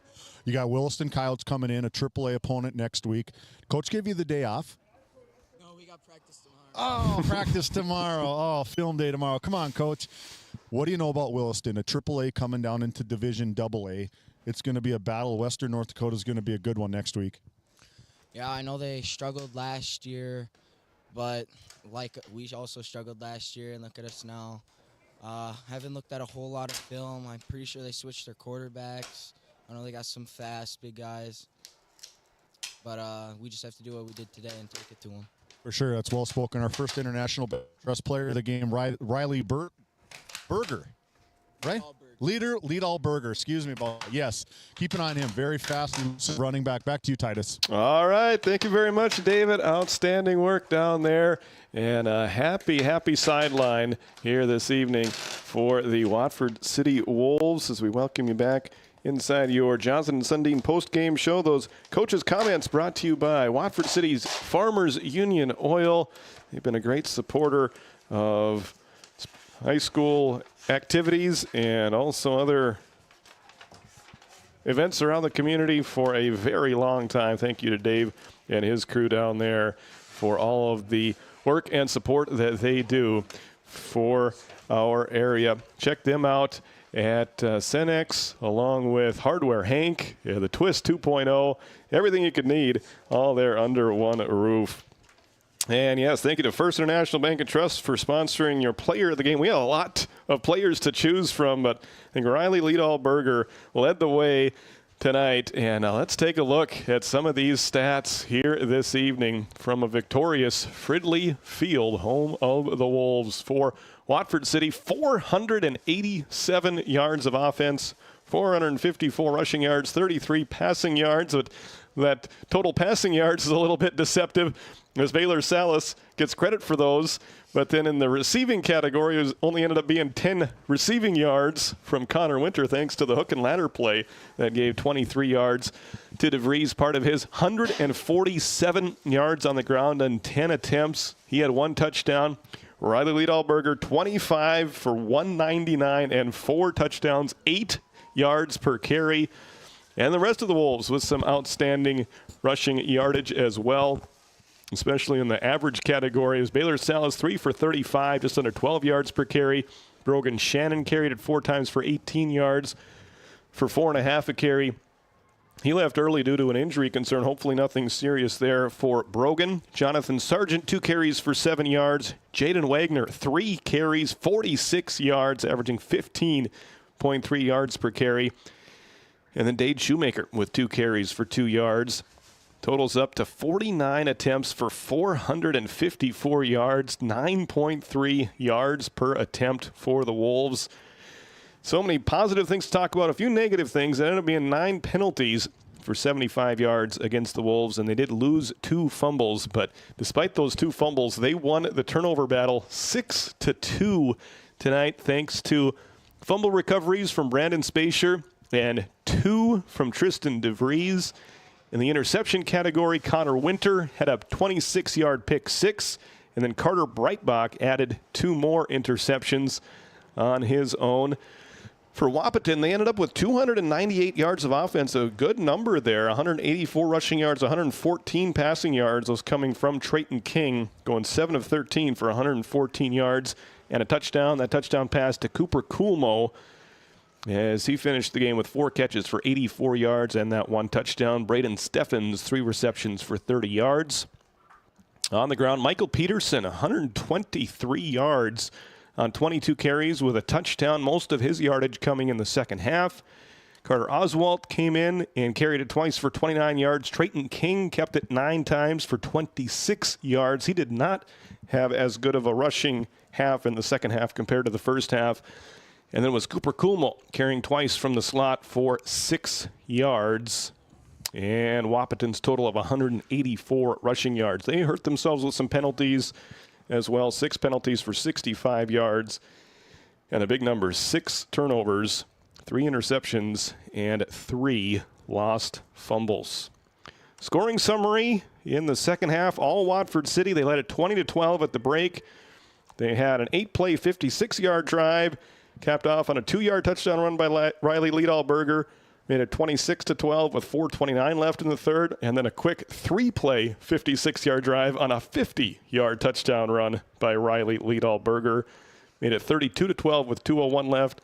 And then the exclamation point after the Wolves took over at the 7-yard line. They went 5 plays, 93 yards, and scored on a 61-yard touchdown run by Tristan DeVries. Maxwell Thornock added the extra point, 39-12 with 8:35 left, and that is our final score here tonight. Wow, what a debut for us here on Game Day Media in Watford City. Yeah, 6, close to 700 yards of offense in one game here at Fred Fridley Field at the beautiful Rough Rider Center. You said it. I can't say it any better than that. What a start for Game Day Media down in Watford City. There's a little bit of a buzz on that sidelines. I was listening down, and the word proud was what Coach Dooley said, I don't know, probably 5 or 6 different times. He talked about it in the post-game comments of everybody doubted us. Everybody said we're going to lose 40-10 or 39, whatever. Next week we're going to lose. And that's probably maybe the way that he likes it. Go ahead and doubt us. We're going to put you to work. We're going to battle you. The impressiveness from the front 5 was absolutely won the game. They won the game. They opened the holes. The athletes that they have in the backfield able to get out, block downfield. All of the receivers that block downfield to the whistle, all within the lines. Very few penalties, very few turnovers. And Watford City capitalized on all 6 turnovers that Wahpeton had tonight, and very, very impressive home debut for Watford City. Yeah, it's hard to talk about an individual play, but just as you were going through that recap, I think back to that pick six that Connor Winter had late in the second quarter, and that really changed the momentum of this game. A few plays later, Wahpeton made a big play, and it was this game was very much in doubt at halftime, 20-12, a one-possession game, certainly in doubt there. But the way that play helped the Wolves' defense get excited once again, I think was a huge play in this game, and a game with so many big plays that it's hard to pick out just one. But that was certainly one of the momentum-changing plays here this evening. And yeah, just a great showing all around. This Wolves team has not had a lot of success in recent years, but they look good tonight, and they improved to 1-1. Got to give them a lot of credit after taking a tough loss on the road at Castleton last week. It would have been easy to hang their heads and say, here we go again, but a different Wolves team showed up tonight, and they get the win in dominating fashion over a team from the East. Yeah, it's their first win since August 25th, 2024. That's right. Well, thank you for joining us here tonight. That's going to do it for us here from Fridley Field. Once again, the final score, Watford City 39, Wahpeton 12. Want to thank our crew this evening. Jackson Lee doing a great job in the producer's chair. Curtis Long with an outstanding game at cameraman. David Peterson, great job as color commentator and sideline reporter. My name is Titus Emmerich. Also want to thank Jaden Quandy doing the hard work up in our Williston studios for Dakota Country 96.1. I would say same time next week, but it's not exactly the same time. It's going to be an hour later. A 6:30 pregame show, a 7 o'clock opening kickoff next week as the Wolves tangle with the Williston Coyotes in a AA versus AAA matchup, a rivalry that goes back a long time, at least playing scrimmage. They have played quite a few games as well in recent years. It'll be great to see that battle of the Coyotes and the Wolves back here at Fridley Field. Hope you can join us then if you can't make it out here in person. So that will do it for our first Game Day media broadcast from Fridley Field. Thanks for joining us. We will see you next week. Tonight's Game Day media broadcast was brought to you by RTC Networks, Hagen Equipment Incorporated, First International Bank and Trust, Nodak Insurance Company, Eric Mogan, Johnson and Sundin, attorneys at law, Shiloh Chavez with LPL Financial, Farmers Union Oil of Watford City, Patriot Fuels LLC, Mackenzie County Heritage Park and Museum, Cornerstone Bank, TNT Measurements Incorporated, Northern States Fishing Tools, WCAG Church, Doug Rolfson, Edward Jones Financial Advisor, Wolfpack Booster Club, NCC, Dakota Country 96.1 FM.